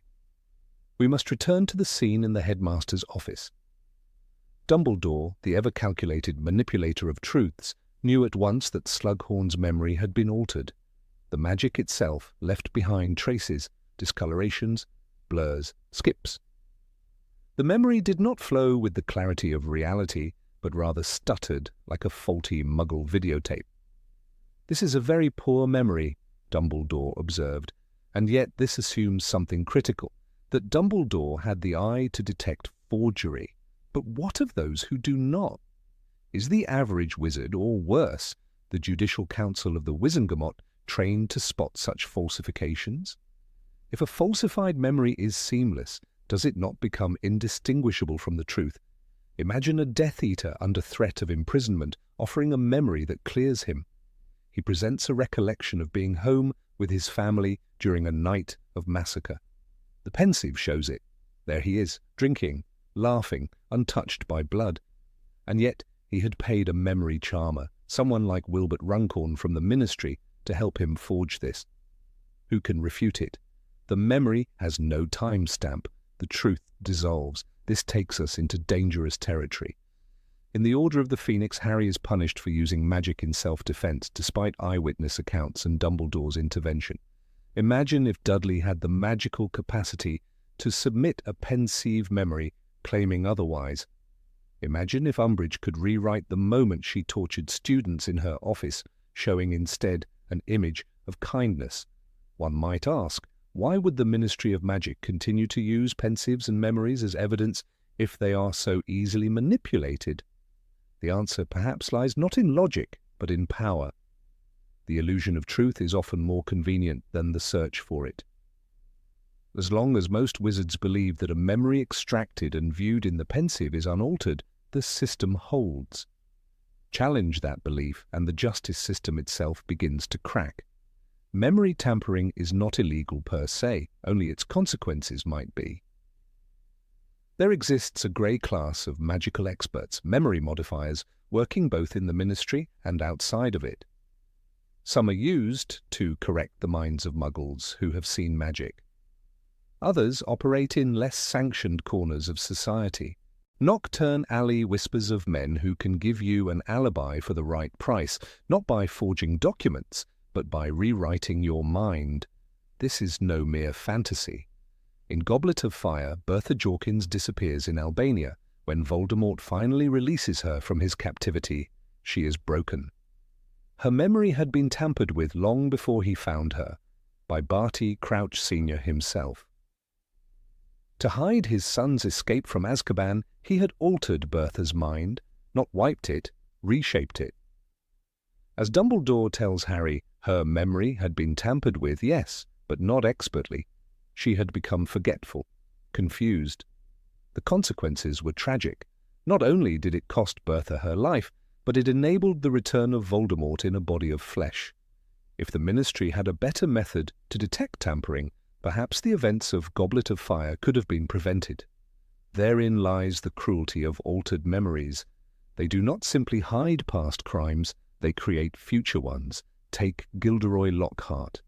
The charming fraud used memory-altering charms not only to deceive the public but to build a career.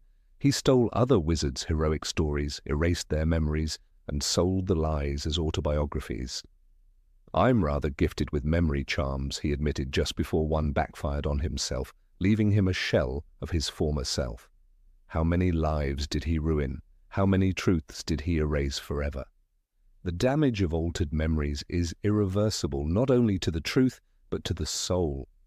It calls into question identity itself. Who are you if your memories are lies?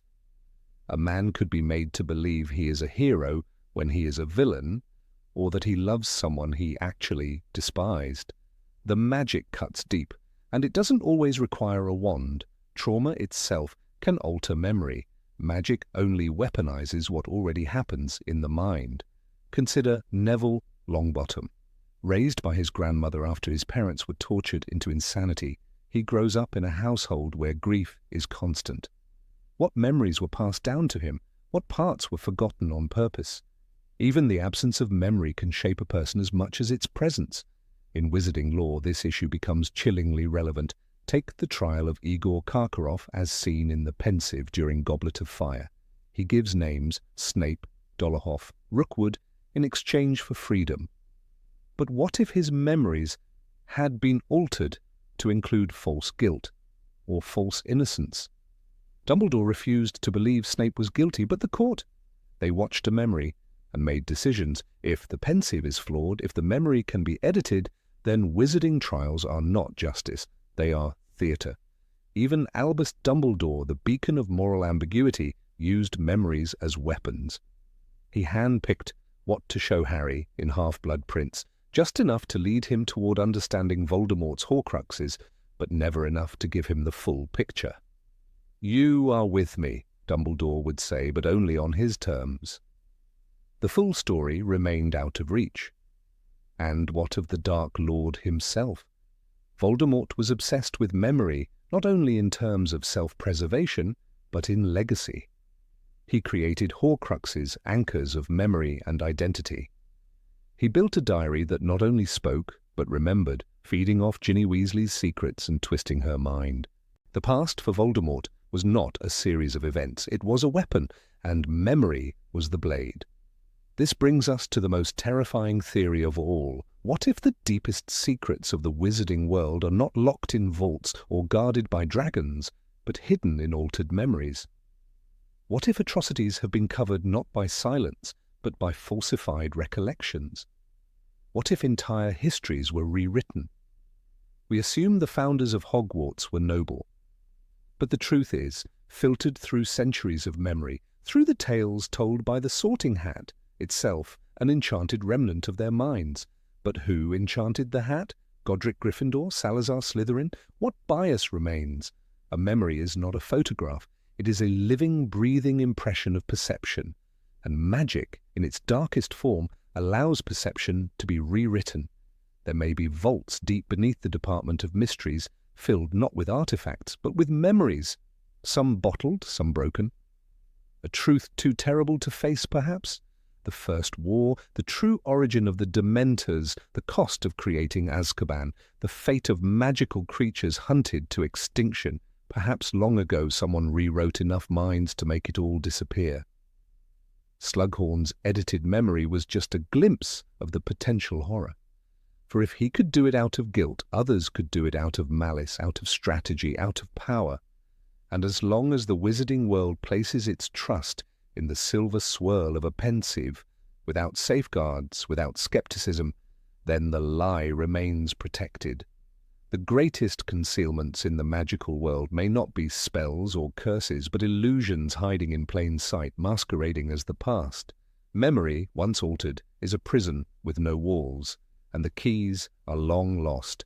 Number 23, Rita Skeeter's quick quotes, quill. Rita Skeeter never needed a wand to twist the truth.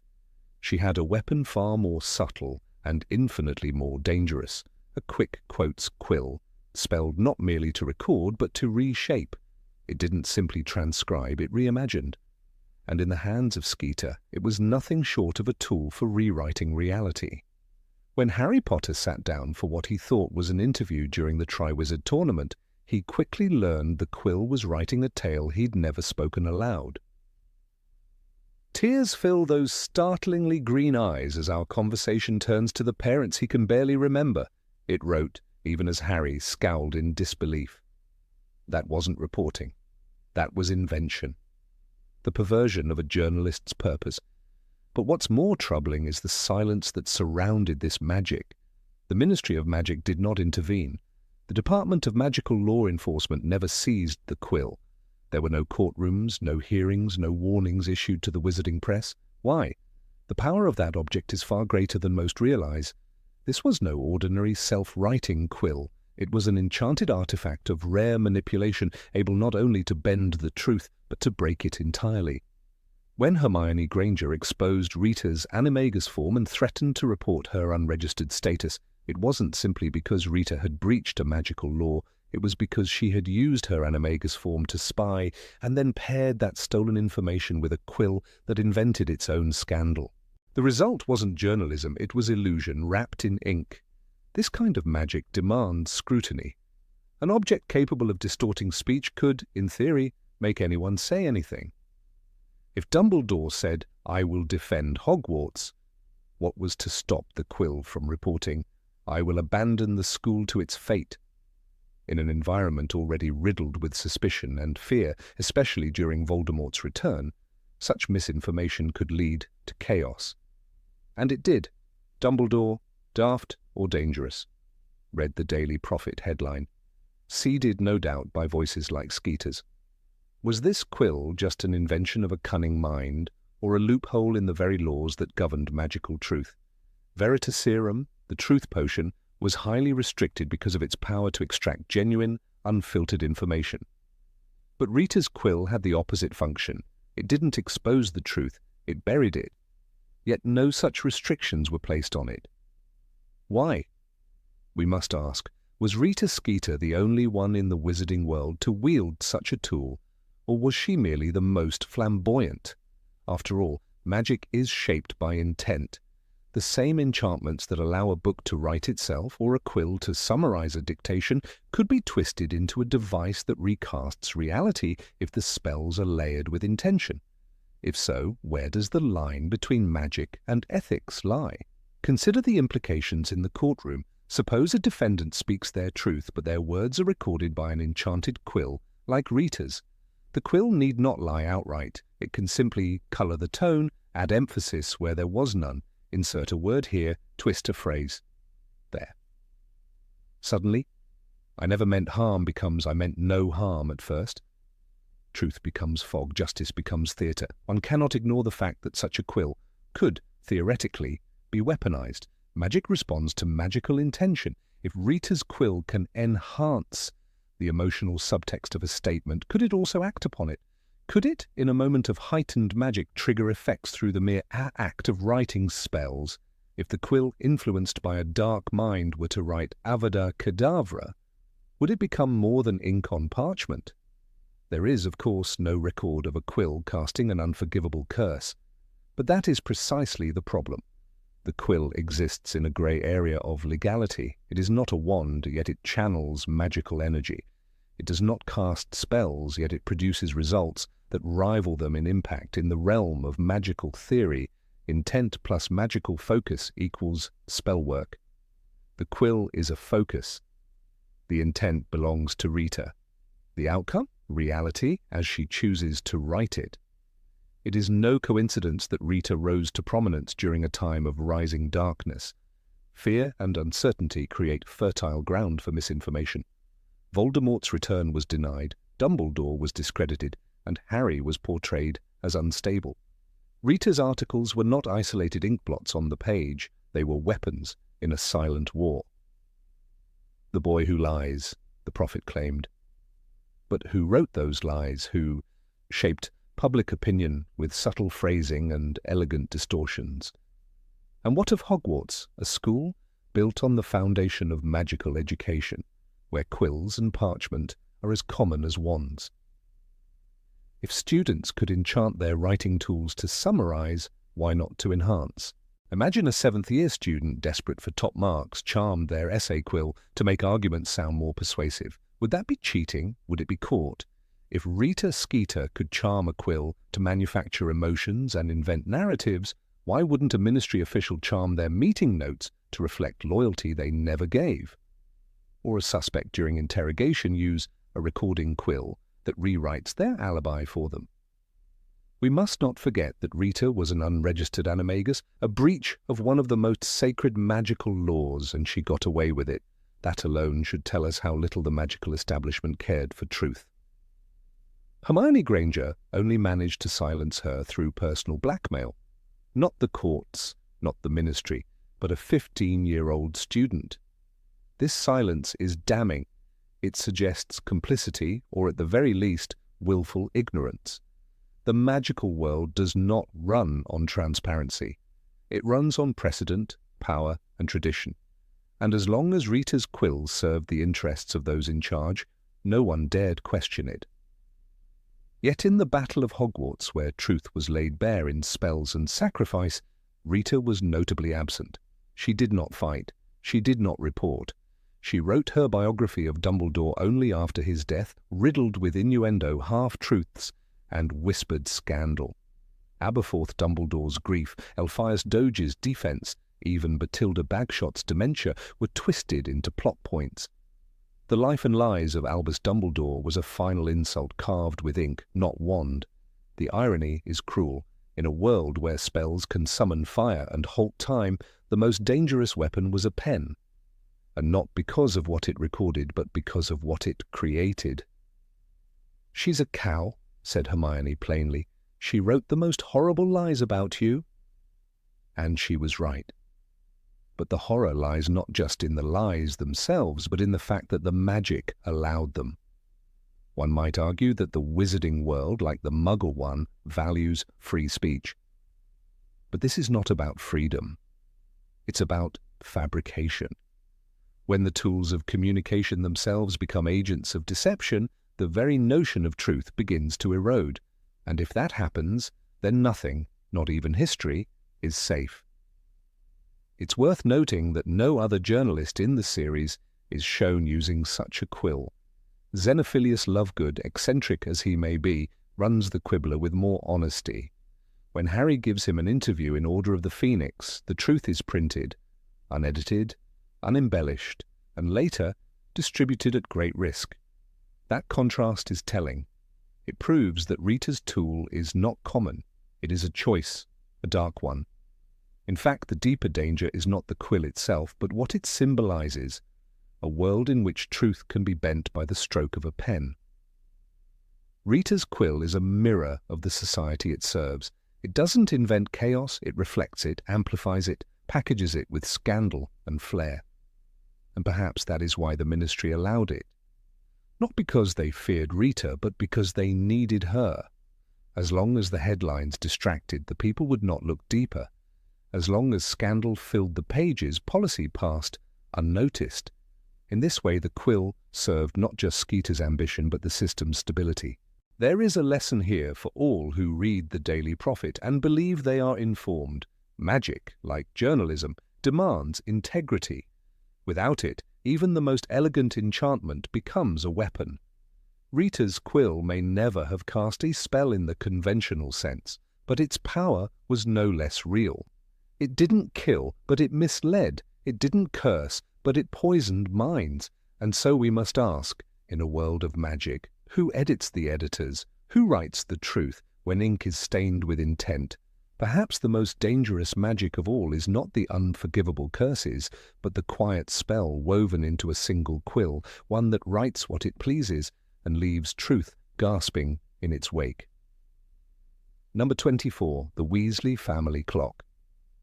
Among the many enchanted items scattered across the burrow, none is more quietly unnerving, more deeply intimate than the Weasley family clock. Tucked on the wall like any ordinary household item, this magnificent artifact defies all conventions of timekeeping. It has no numbers, no ticking hands pointing to hours or minutes. Instead, its many delicate arms, each labelled with a family member's name, swing with eerie precision to mark not time, but the current status and whereabouts of the Weasleys. Home, work, school, travelling, in mortal peril, hospital, prison, even dead. These aren't metaphors, they are literal markers engraved with haunting certainty. The clock does not guess, it knows.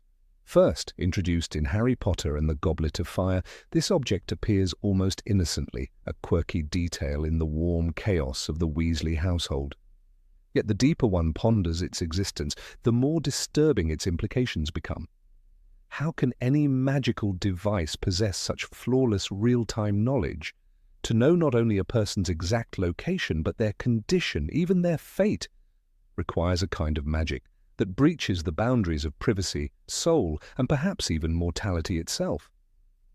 When Molly Weasley glances at the clock and sees hands pointed to mortal peril, she doesn't question it. She trusts it more than any letter or owl.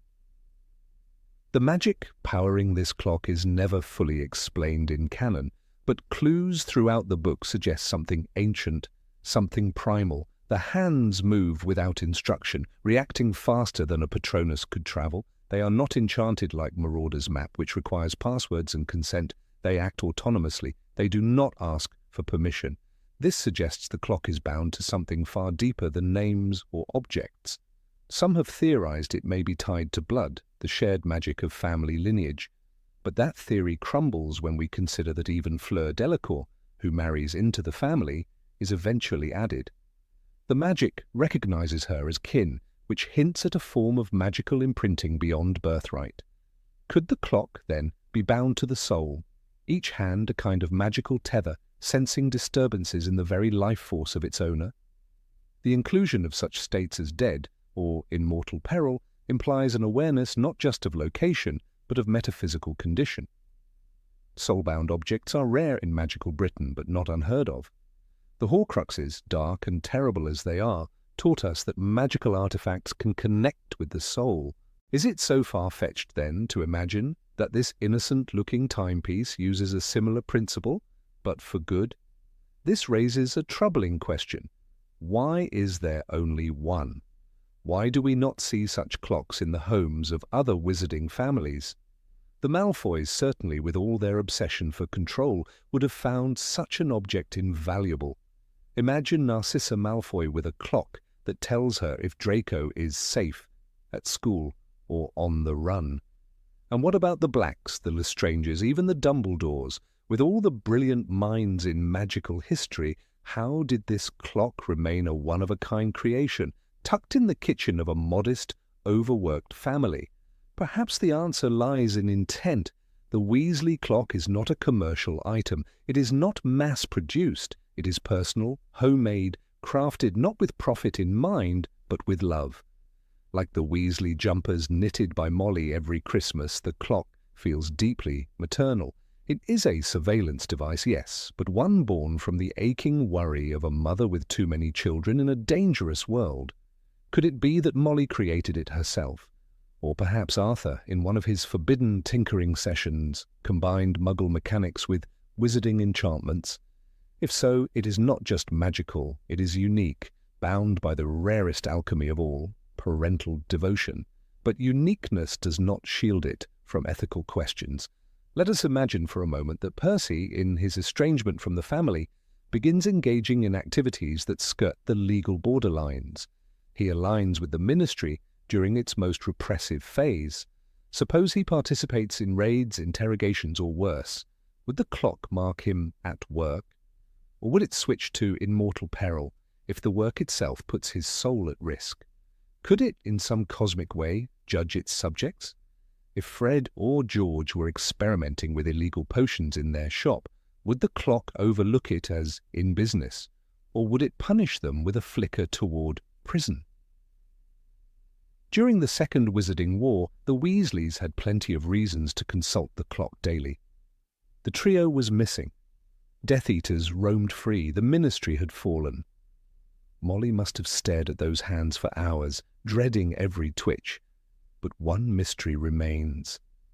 When Fred died during the Battle of Hogwarts, what did the clock do? Did his hand freeze? Vanish? Did it drift slowly with a mechanical mercy to dead?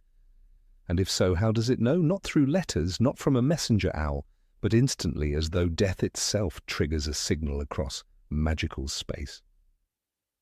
The true horror and power of this clock is not that it sees, it's that it never blinks. It knows when you're being tortured. It knows when you're lying in St. Mungo's. It knows when you're safe, even if the world believes otherwise. What kind of enchantment can pierce through Azkaban's walls and still track a soul? Sirius Black escaped prison and remained on the run, even as the Ministry denied his innocence. Had there been a Black family clock, would it have shown imprisoned for all those years? Or would it have told the truth? And here lies the core mystery. Why doesn't the Ministry use such magic? In a society obsessed with control, surveillance, and registries, where werewolf lists exist and underage magic is tracked instantly, why hasn't this technology been seized and weaponized? Why does the Ministry not monitor all witches and wizards with such clocks in every government office? Perhaps because they can't, because the magic is too pure or too private or too wild to replicate, or perhaps it's because the Weasley clock operates on something no bureaucracy understands: love. Yet the implications remain dark. Imagine the abuse of such a clock in the wrong hands: a dictator tracking his enemies, a jealous partner spying on a spouse, a parent who cannot let go. We imagine the clock as comforting only because it resides in the burrow, surrounded by chicken feathers and laughter. But what if Lucius Malfoy had one? What if Bellatrix Lestrange knew exactly when someone she hated was vulnerable? Suddenly the line between protection and control becomes dangerously thin. There's another oddity. The clock never shows lost. Even when Percy left the family, his hand never disappeared. It still functioned stubbornly, loyally. This suggests the clock doesn't care about emotional estrangement. It tracks deeper bonds, ones that transcend anger, rejection, or even betrayal. Blood, soul, magical kinship, these are the forces it obeys. And perhaps this is why the Weasleys never threw it out. Even when Percy refused to come home, his hand moved with the rest, a silent plea for reconciliation. The clock also resists manipulation. Fred and George, masters of magical mischief, never altered it, not even to play a prank. That tells us something. This object is sacred. It inspires a quiet reverence. If even George, who once filled the house with swamp gas and fireworks, never tampered with the clock, then it holds a power beyond their humor. It may even be sentient, or at least semi-aware. Magical objects, after all, often exhibit personality. The Sorting Hat sings. Wands choose their owners. Why not a clock that feels grief? One might also wonder, does the clock track only its own family, or anyone it accepts as kin? When Harry spent weeks at the Burrow, did the clock gain an extra hand? Did it ever show Harry in mortal peril during his escapades? If so, that opens another layer. The clock is not just a mirror of bloodlines, it is a barometer of belonging. It decides, in its quiet magic, who counts as Weasley. And in a world scarred by blood purity, that is revolutionary. But what would happen if someone erased themselves? If a Weasley renounced all ties, broke their wand, swore off magic, would the clock still follow them? Or would their hand fall still, like a severed string? The magical world does not speak often of such severances, but we know they exist. Squibs, exiles, outcasts. The clock, one suspects, would remain loyal. Watching, waiting, because family, to it, is not a contract, it is a covenant. When the war ended and peace returned, the clock did not retire. It still hangs in the Burrow, quietly watching Arthur as he reads the Daily Prophet, ticking softly as Ron visits Hermione. Each hand is a testament to survival. Each position, home, travelling, at work, is now a small miracle. And yet, should danger return, the clock will be ready, silent, swift, all-seeing. Perhaps that is the ultimate truth of the Weasley clock. It is not a tool, it is not a toy, it is an oracle, a sentry, a mother's prayer carved into brass and bone. It is the heart of the house, beating for every soul it loves. And like all hearts, it breaks, it watches, and it remembers. And the next time you pass it by, look closely, not at the hands, but at what they mean. Because in the world of magic, even a clock can carry the weight of prophecy. And sometimes knowing too much is the most dangerous magic of all. Number 25. Magical cauldrons. In the quiet corner of the Hogwarts dungeons, beyond the torchlit hallways and the shifting shadows, there stood a room filled with the scent of bubbling roots and crushed lacewing flies. This was the potions classroom, a place where magic wasn't flung from wands in brilliant flashes of light, but simmered in the slow mystery of transformation. At the heart of it all stood a vessel, both ancient and curiously mundane, the cauldron. Few magical objects are as steeped in tradition and enigma as the wizarding cauldron. Mentioned in the earliest tomes of magical history, from magic most-evil to advanced potion-making, the cauldron appears not only as a tool but as a symbol, a crucible where magic and matter blur. Yet for all its reverence, the cauldron remains one of the least understood magical items in the wizarding world. Why, for instance, should the material of a cauldron matter at all? Why is a pewter cauldron acceptable for a Hogwarts first year, while a silver cauldron costs 10 times as much and is used by only the most elite potion makers? In Harry Potter and the Philosopher's Stone, the standard equipment list for new students includes 1 cauldron, pewter, standard size, packed to 2.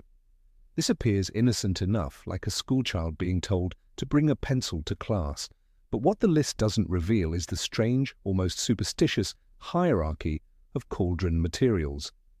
Pewter is common, affordable, and prone to warping. Copper is revered for its conductive qualities. Silver, rare and resistant to corrosion, is said to improve the subtle properties of magical brews. And then there are cauldrons made from dragonhide-laced iron or enchanted obsidian, items so expensive and temperamental that even most professional alchemists avoid them. The idea that a potion's effectiveness might depend not only on its ingredients and the skill of its brewer, but on the very vessel it is brewed in raises uncomfortable questions. Potions, unlike charms or curses, involve physical matter, roots, stones, powders, liquids, but is the transformation purely chemical or is it magical? If the latter, why should silver, a conductive metal, enhance the effects of a potion? Is the magic within the potion interacting with the metal itself, or does the cauldron function as a magical amplifier? Some experts believe that cauldrons are not passive containers but active magical participants. In an obscure essay published in the Journal of Arcane Alchemy, potion historian Felix Dobley claimed that ancient runes are often engraved into the base of high-end cauldrons, not for decoration, but to stabilize or enhance magical energy. The cauldron, he wrote, acts not merely as a pot, but as a circle of intention. It is both ward and amplifier. In this sense, it is more akin to a wand than a cooking pot. But if this is true, why are students permitted to use second-hand, even damaged cauldrons in school? One might expect strict regulation as in wand usage, where even the slightest crack can cause magical instability. In Half-Blood Prince, Harry uses an old potions book that allows him to brew far better potions than his classmates, but he still uses the same battered cauldron he likely bought years earlier. If the cauldron is indeed an amplifier, then this inconsistency reveals a dangerous oversight. Would Hogwarts allow students to cast spells with broken wands? Hardly, and yet cauldrons are rarely inspected. The Hogwarts administration appears indifferent to dents, burns, or even structural integrity. Is this carelessness, or is there something more at play? Some argue that this laissez-faire attitude stems from an outdated belief in personal responsibility. Others suggest that Hogwarts, with its long tradition and erratic teaching standards, simply underestimates the power of modern potion-making. Horace Slughorn, the renowned potions master, once praised Lily Evans for her infinitely subtle potion work, yet never commented on the condition of her cauldron. This absence is telling. Perhaps Slughorn understood that a talented witch could coax wonders even from a battered pewter pot.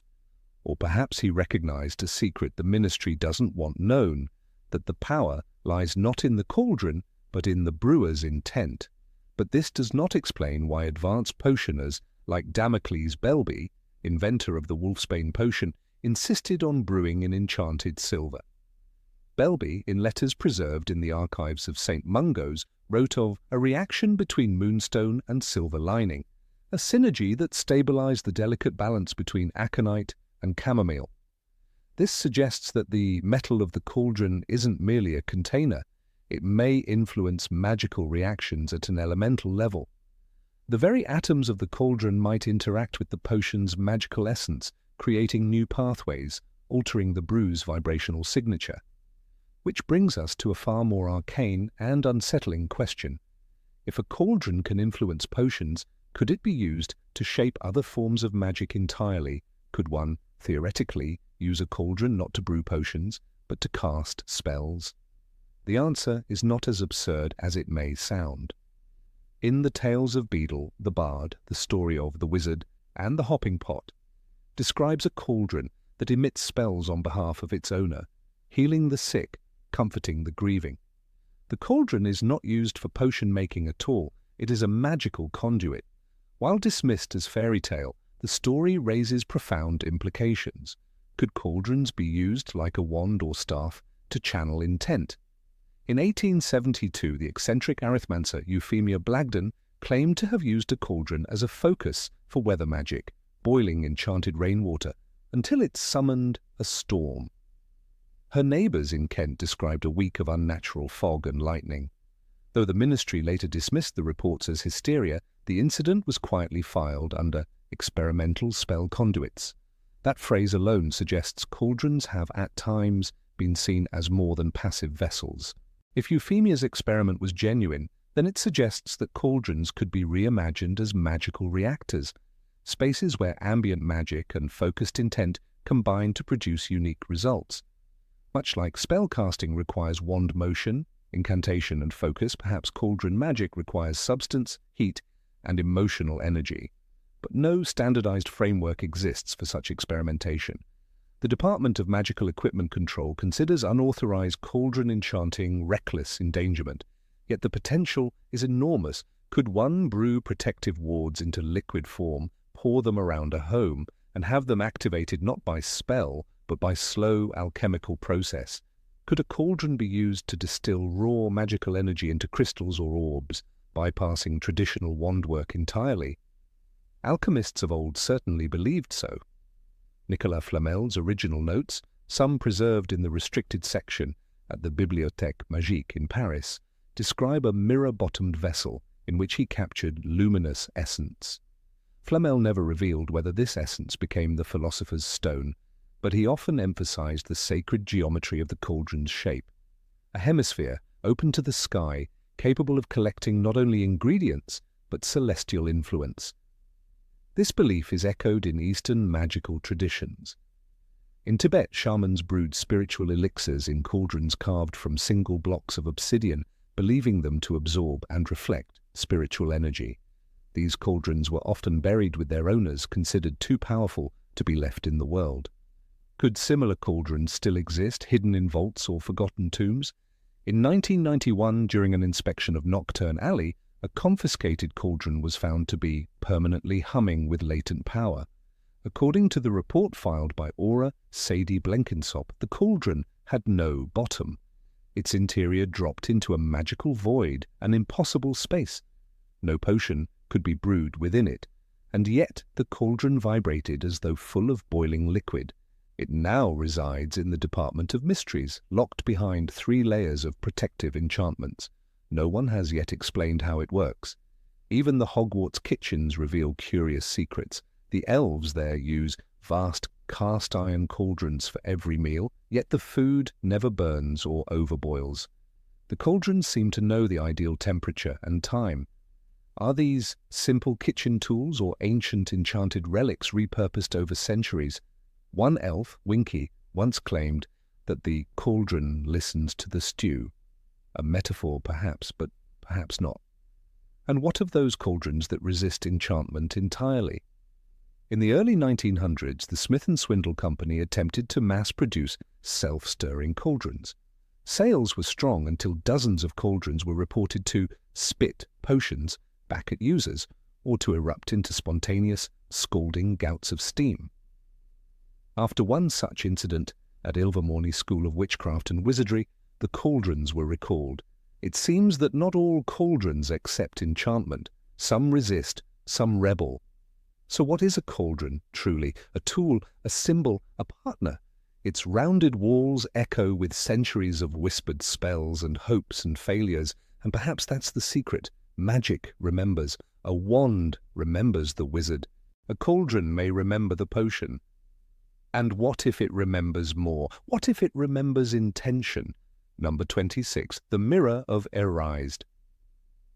In a forgotten classroom of Hogwarts, cloaked in dust and long shadows, stood the Mirror of Erised, an object so hauntingly beautiful and dangerous it defied logic and yet seduced the heart.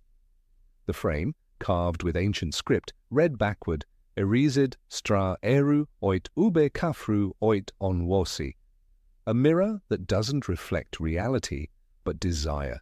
Harry Potter stumbled upon it late one night under his invisibility cloak, guided by the lure of something he did not understand. And what he saw wasn't his face, nor even his reflection. It was his family, his mother's green eyes, his father's untidy hair. The longing was so intense it ached. "I show not your face, but your heart's desire," the mirror whispered in silence, and Harry returned to it again and again. This was no ordinary magical artifact. It didn't grant wishes like the Philosopher's Stone, nor did it kill like the Avada Kedavra curse. Yet it had a power far more insidious. "Men have wasted away before it," Dumbledore once told Harry, entranced by what they have seen or been driven mad, not knowing if what it shows is real or even possible. In that single sentence, Albus Dumbledore revealed the mirror's lethal potential. How then, one must ask, did such an artifact find itself in an unlocked, unguarded wing of the school? The story becomes more troubling when one considers that Dumbledore, perhaps the most powerful wizard of his time, knew it was there. Worse still, he left it there. He allowed an 11-year-old to encounter it alone, unprepared for its effects. This was not the behavior of a negligent headmaster. It was calculated. Dumbledore's relationship with the mirror is as shadowed as the room it was kept in. When Harry asked him what he saw, Dumbledore replied, "I see myself holding a pair of thick woolen socks." But we, the readers, know this is almost certainly a lie. J.K. Rowling later suggested that Dumbledore likely saw his deceased family, Ariana, Aberforth, and perhaps even Gellert Grindelwald. A man burdened by guilt would not seek socks. So why would Dumbledore allow students to approach something so clearly dangerous? The Mirror of Erised becomes not only a plot device but a metaphor for temptation, for the raw yearning that lies under the surface of every person. In placing it where Harry could find it, Dumbledore enacted a kind of test, or perhaps even a lesson. But the implications are chilling. Hogwarts is a place where students are protected from curses, hexes, and even magical creatures. Yet a magical object capable of obsession, madness, and emotional ruin was left unguarded.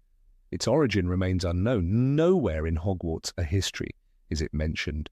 No spells in the Standard Book of Spells reference it. There are no known inventors. This absence of documentation is in itself alarming. How could such a powerful magical artifact be completely anonymous? Even the most obscure dark magic objects, Horcruxes for instance, have their grim tales. Yet the mirror floats in mystery as if it simply appeared one day, summoned by desire itself. Could it be that it predates Hogwarts? That it was not created but discovered? Its magic is unique in the wizarding world. It does not deceive, nor does it speak nor act. Its function is entirely passive, and yet it exerts a stronger pull than any love potion or Imperius curse. Harry, after just a few nights, became addicted to it. He snuck away from his bed, risking expulsion just to sit in front of the silent glass. What happens when a man returns every night for decades? What happens when the heart's desire is forever out of reach? Dumbledore eventually moved the mirror. He claimed it was to protect Harry, and perhaps that is true. But it raises another question. Was it ever safe to have in the castle at all? If it had driven grown men mad, surely it posed a threat to children. The fact that no faculty member besides Dumbledore acknowledged its presence is deeply suspicious. Did they not know? Or were they ordered to look away? The mirror's use in protecting the Philosopher's Stone raises further concerns. Only someone who wanted to find the stone, find it, but not use it, would be able to get it, Dumbledore explained. This implies the mirror can be enchanted, that its inner logic can be manipulated to perform specific magical tasks. If so, then it is far more than a reflective surface. It is a sentient device able to judge intention and filter desire. That opens a terrible possibility. It can be programmed. If that is true, who holds the key to its programming? And why was that never mentioned in magical education? Let us entertain the idea that the mirror of Erecid could be repurposed. Could it be used in interrogation? Imagine placing a captured Death Eater in front of it. What would they see? Power? Voldemort's approval? Or perhaps freedom? Could the mirror be a tool for psychological warfare, a way to shatter resolve by exposing hidden longings? And what of its use in therapy? Could a skilled Legilimens use it in conjunction with Occlumency to help someone recover a forgotten trauma or confront guilt? The possibilities are both promising and terrifying, but there is a cost. What is seen in the mirror is not always honest in the way people expect. Harry saw his parents because he longed for them, but others might see vengeance, control, or delusion. Imagine Draco Malfoy at 11. Would he have seen his father's approval, the headboy badge, or himself defeating Harry? These glimpses might only reinforce toxic desires. In children especially, whose identities are still forming, such exposure could lead to emotional damage. The mirror doesn't judge what's good. It simply reflects what is craved. It brings us to the ethical dilemma. Is the mirror of Erecid a violation of privacy? It strips away the mind's protective layers, revealing what even the self might not fully know. In that sense, it intrudes on the soul. And if someone else watches as the mirror works, what then? Is it not a form of magical surveillance, a non-consensual exposure of the self? The Ministry of Magic forbids the use of Veritaserum in court without permission. Should the mirror of Erecid be treated any differently? And why, if the mirror is truly unique, has no one made another? If it was created through enchantments, surely it could be replicated, and yet, for centuries, it stands alone. This hints at something deeper. Perhaps the mirror is cursed, or cursed to be alone. Perhaps its very magic is unstable, dependent on an ancient source no longer accessible. The Room of Requirement replicates things, but even it cannot summon the mirror of Erised. Hermione, the brightest witch of her age, never once found it. It appears only when needed, and disappears when it has served its quiet, painful purpose. Then there's the question of why it was hidden at all. Dumbledore claimed to have moved it to protect students, but perhaps he was protecting something else, himself maybe. If Dumbledore had indeed spent hours before the mirror staring into the life he could have had, then he understood its peril firsthand. He needed to teach Harry about desire, about control, and so he allowed the boy a glimpse. This pedagogy by pain is cruel but effective. Harry never sought the mirror again after that Christmas break. The mirror of Erecid also operates as a metaphor in the story's broader moral universe, where the resurrection stone tempted Harry with reunion, and the elder wand with power, the mirror seduced with memory and longing. It is the least active of the three, and yet the most powerful in its emotional grip. It doesn't promise action, it promises the impossible. It teaches a lesson that no spellbook can articulate. The heart is the most dangerous source of magic. In a different world, someone might have tried to use the mirror for good. For example, the Order of the Phoenix could have used it to determine loyalty. Had Peter Pettigrew sat before it, would his betrayal have been revealed? Would Sirius have seen freedom? The problem lies in the interpretation. One can see their desire but cannot understand it fully without context. Meaning gets twisted. Intent becomes opaque. The mirror's truth is pure, but human understanding is flawed. That is what makes it dangerous. It tells no lies, and that is its greatest danger. People are not meant to see themselves that clearly. The magic of the mirror is not in revealing fantasy, but in forcing reality to confront the dream. Most people live safely within the boundaries of hope, fear, and compromise. The mirror shatters those boundaries in silence. It doesn't cast a spell. It waits, and people come to it willingly, so little is known about its construction. There are theories. Some suggest it was created by a wizard artist in the age of Merlin using a shard from the veil in the Department of Mysteries. Others believe it was conjured in grief, that its magic is powered by the emotion of loss. Perhaps it is the only artifact that cannot be duplicated because it reflects a singular truth. No two hearts desire in the same way. The mirror remains a mystery, not because no one has studied it, but because no one has survived its study with clarity. It appears only to those who need it, Harry, Dumbledore, and no one else. That in itself makes it magical in a way that cannot be learned or taught. It does not do to dwell on dreams and forget to live, Dumbledore said, and yet he lived with his own dream of reconciliation every day. The mirror, then, is not just a device, it is a judgment, a challenge, and a silent companion to the lonely. The last time Harry sees it, it is gone, moved, hidden, never mentioned again. No student ever whispers about it in the halls. No professor brings it up in class. It is as if the school erased it from memory. But readers, remember, because once you see yourself through it, you are never the same. And that, perhaps, is the greatest magic of all. Number 27, Ghosts. In the enchanted halls of Hogwarts, the air hums not just with magic, but with memory. Few places in the wizarding world blur the line between past and present so vividly.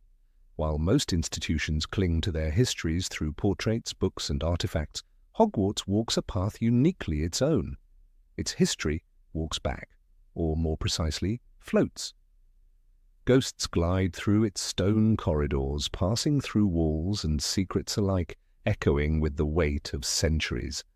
Sir Nicholas de Mimsy-Porpington, better known as Nearly Headless Nick, grins with melancholy charm.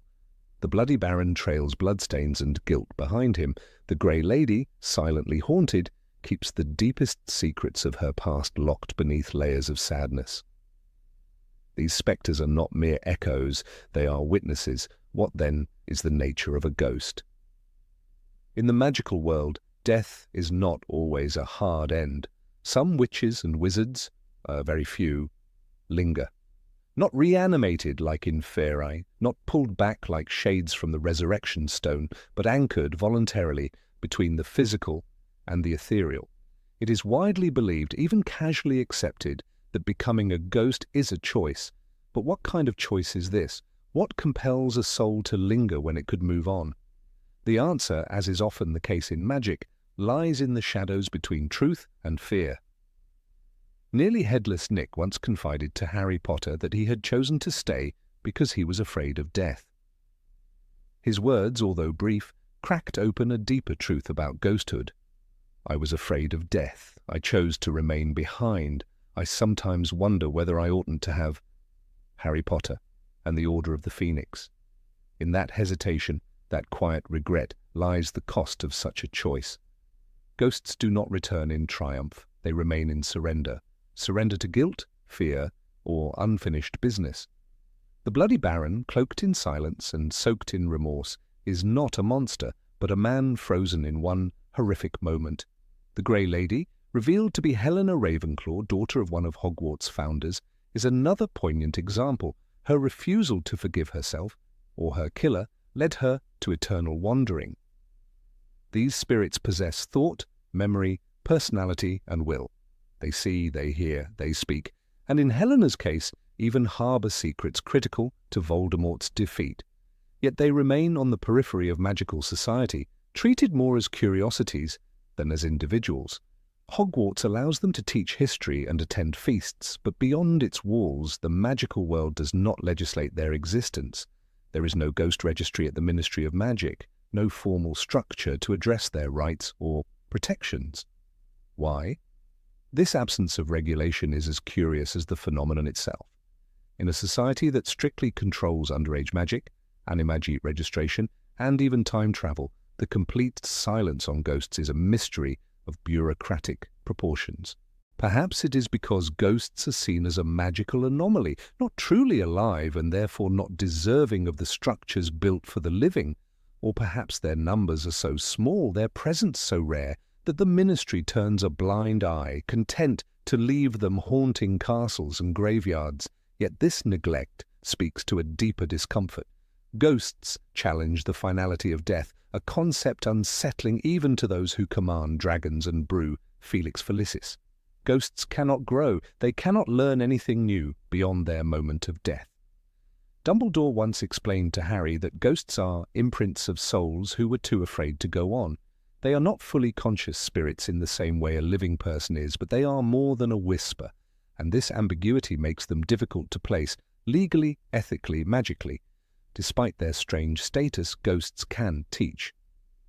Professor Binns, who famously died and simply continued teaching the next day, is a ghost in the most literal and bureaucratic sense. His classes are dry and uninspiring, yet no one questions his right to instruct generations of students.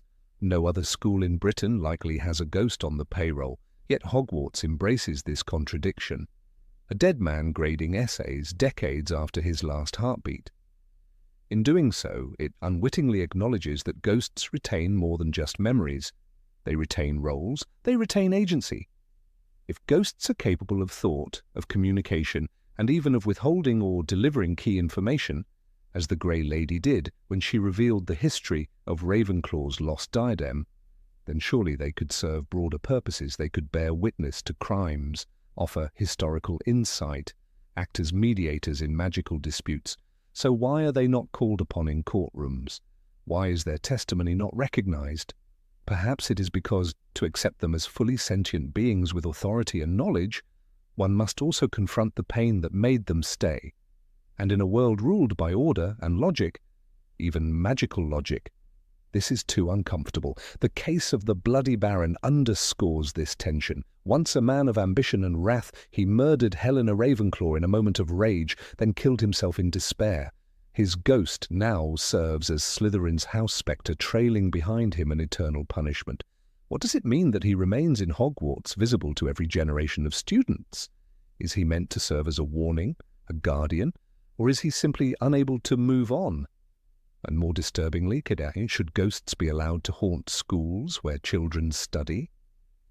Despite these questions, Hogwarts students grow up with ghosts as companions, as though it were normal. Peeves, while technically a poltergeist and not a ghost, is often mistaken for one. His chaotic energy contrasts the more somber spirit, but he too is a being of the in-between. And unlike ghosts, Peeves is feared. Even the teachers find him difficult to control, and the only one who could ever truly manage him was the ghost of the Bloody Baron. This hierarchy of spirits, Peeves, ghosts, poltergeists, hints at a broader spectrum of post-life existence that the magical world has yet to categorize. Consider Moaning Myrtle. Unlike the other house ghosts, Myrtle died young and violently. Her life ended by the basilisk under the command of Tom Riddle. She haunts a bathroom, not by choice it seems, but from a cocktail of trauma, loneliness, and resentment. Yet Myrtle provides critical information in both Chamber of Secrets and Goblet of Fire. She speaks with Harry, offers insights, and even helps him unravel the mystery of the egg during the Triwizard Tournament. If a girl who died 70 years ago can aid in defeating the Dark Lord, why is her presence not treated as an asset? This question grows louder when you realize that ghosts can keep secrets. Helena Ravenclaw knew the location of one of Voldemort's Horcruxes, yet for decades she remained silent. It was only Harry's direct, desperate plea in Deathly Hallows that brought the truth out. What if she had shared it earlier? Could the war have ended sooner? Ghosts, then, are not just passive observers. They are guardians of untold truths, and that should terrify the Ministry more than any spectre haunting a corridor. What if the ghosts were organized? What if they formed a council, a collective of the dead, offering their wisdom and demanding recognition? Could they not become the most powerful historians, advisors, or even lawmakers? The idea seems absurd only because it is unfamiliar. But consider the implications. A ghost like Sir Nicholas, who witnessed centuries of magical evolution, or the Fat Friar, known for his compassion and loyalty. These are individuals whose memories stretch beyond the reach of any pensive. Even within Hogwarts, students rarely engage deeply with the ghosts. They are background characters in the life of the school. The fact that nearly headless Nick hosts a Death Day party should be a moment of cultural insight, yet it's treated as a novelty. The presence of ghostly guests, some decayed and skeletal, Others, sad and tattered, shows that the ghost community extends far beyond Hogwarts. Where do these ghosts dwell? Who do they commune with? Are there gatherings of spirits, or even ghostly politics? This silence extends to the magical curriculum. Students learn about dragons, curses, and magical creatures. But what of death? What of the transition between life and afterlife? The only substantial education Harry receives on the topic comes from personal experience, witnessing death, speaking to spirits, and nearly dying himself. The fact that such an essential mystery is left unexplored in a school of magic speaks volumes. It is not that the magical world does not care. It is that it fears what it cannot control. The wizarding world is not short of ways to manipulate death. The Resurrection Stone, one of the Deathly Hallows, can summon shades of the dead, though not in flesh or soul. The Mirror of Erest can show long-lost faces, yet ghosts are the only permanent return. They are not illusions. They are not conjurations. They are remnants. And the fact that they walk freely among the living year after year means that magic has found a way to hold on to death without conquering it. That, in itself, is revolutionary. Yet with revolution comes denial. The ministry, Hogwarts, even most magical families, seem to treat ghosts as decorative rather than declarative. Their potential as historians, witnesses, and advisors is ignored. Their fears that made them stay are buried beneath the everyday life of the castle. No therapy is offered, no closure, just centuries of silent drifting. And so, the ghosts remain. Nearly headless Nick still wishes he had died properly. Helena still clutches guilt. The Baron bleeds regret. And Myrtle cries in her toilet. The living pass them by, rarely asking, rarely listening. But if someone did, if someone truly listened, they might hear things that could change everything. They might learn that magic has never truly solved death, only postponed it, that the dead are not gone, only quiet, and that perhaps, somewhere behind the veil, they are still waiting, watching and remembering. Number 28, Wand and its Choice. The phrase, "the wand chooses the wizard," first spoken by Mr. Ollivander in Harry Potter, and the Philosopher's Stone, has echoed through the corridors of magical history like an ancient law binding wand to master in a silent, mysterious contract. It is not a suggestion, nor a poetic metaphor. It is a literal truth, one that transcends logic and casts a deeper spell upon our understanding of magic. But what does it truly mean? How does wood and core, combined by craftsmanship, form a sentient object that can evaluate, judge, and ultimately align itself with a wizard? Wands are not simply tools, as a muggle might mistake them to be. They are extensions of the wizard's essence, reflections of power, personality, and potential. Each wand is crafted with specific intentions. The selection of wood, the core from magical creatures, the length, flexibility, all elements meticulously chosen by wand-makers like Garrick Ollivander, who claims his family has been in the trade since 382 BC.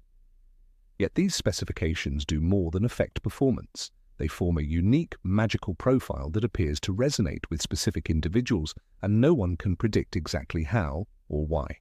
Consider Harry Potter's own wand, 11 inches holly, with a phoenix feather core. It is not a coincidence that the phoenix feather within his wand came from Fawkes, Dumbledore's phoenix, and that the same creature gave only one other feather for the wand of Tom Riddle, Lord Voldemort himself. Ollivander called this very curious, but this shared core goes beyond curiosity. It creates a magical link between two lives forever entwined by fate. When Harry first tried the wand, it reacted with golden sparks as though waking from a dream. This wasn't a mechanical process, it was communion. But why holly? According to wand lore, holly is a protective wood, one that suits those who may be engaged in dangerous quests or possess a spiritual depth. The wand seems to sense what the wizard needs, as much as what the wizard is. The phoenix feather, rare and difficult to master, often chooses those with great range and independence of spirit. Together, the combination form not only a powerful wand, but a wand uniquely tailored to Harry's path, a path fraught with sacrifice, courage, and the shadow of prophecy. And yet, despite the bond between wizard and wand, wands can shift their allegiance. In Harry Potter and the Deathly Hallows, Draco Malfoy's wand bends to Harry's will after being taken by force. This challenges the purity of the phrase, "the wand chooses the wizard." If wands can be won, if allegiance can be transferred through disarmament or conquest, then what governs this transition? Is the wand's loyalty a static bond, or is it as fluid as the emotions of the wizard who holds it? The Elder Wand, the most powerful wand ever made, takes this question to its extreme. Passed from hand to hand through death and deceit, the Elder Wand's allegiance is not governed by affection or compatibility, but by dominance. Dumbledore believed he mastered it, having defeated Grindelwald in a legendary duel, but its true loyalty transferred to Harry through the seemingly trivial act of disarming Draco Malfoy, who had previously disarmed Dumbledore. It is a chain of magical recognition, where the wand tracks power shifts with a sentience that borders on eerie. Some wands resist change. Hermione Granger's wand, Vine Wood with a dragon heartstring core, would likely not yield easily. It matches her sharp intellect and burning determination. Vine wands, according to Ollivander, often choose those with hidden depths and uncommon vision. Hers is a wand of inquiry, of relentless pursuit of knowledge and truth. A wand like that would not accept a master quickly or lightly. If forcibly taken, it might underperform or resist altogether. This brings us to the question, are wands alive, not in the way humans are, but perhaps in a manner closer to magical beings like house elves or the Sorting Hat? They display behavior that suggests awareness. They can feel, choose, accept, or reject. They react with flashes of light, surges of magic, even sound. And most remarkably, they can remember. When Harry's wand destroyed the one held by Voldemort during their duel in the Deathly Hallows, Ollivander was mystified. The wand had acted on its own, protecting its master through some form of recognition and memory. So what is this memory? Is it magical imprinting? Do wands learn their masters like animals learn handlers? Or is it deeper, something akin to a soul bond? There's evidence to suggest that once a wand has chosen its master and performed magic with them, it begins to align itself with that magical frequency. Over time, it becomes increasingly responsive and increasingly incompatible with others. The fit becomes perfect, a union of identity and intent. If this is the case, then why do wand-makers speak of matching wizards with wands at all? Why not let fate decide, as Harry's case seemed to prove? The answer lies in efficiency. A proper match reduces resistance, allows for smoother spellcasting, and unleashes potential with greater harmony. Mr. Ollivander maintained thousands of wands because he understood that a rushed or mismatched pairing could cause magical discord. Wizards like Ron Weasley, who inherited his brother's wand, often struggled with accuracy and control until they obtained a wand of their own.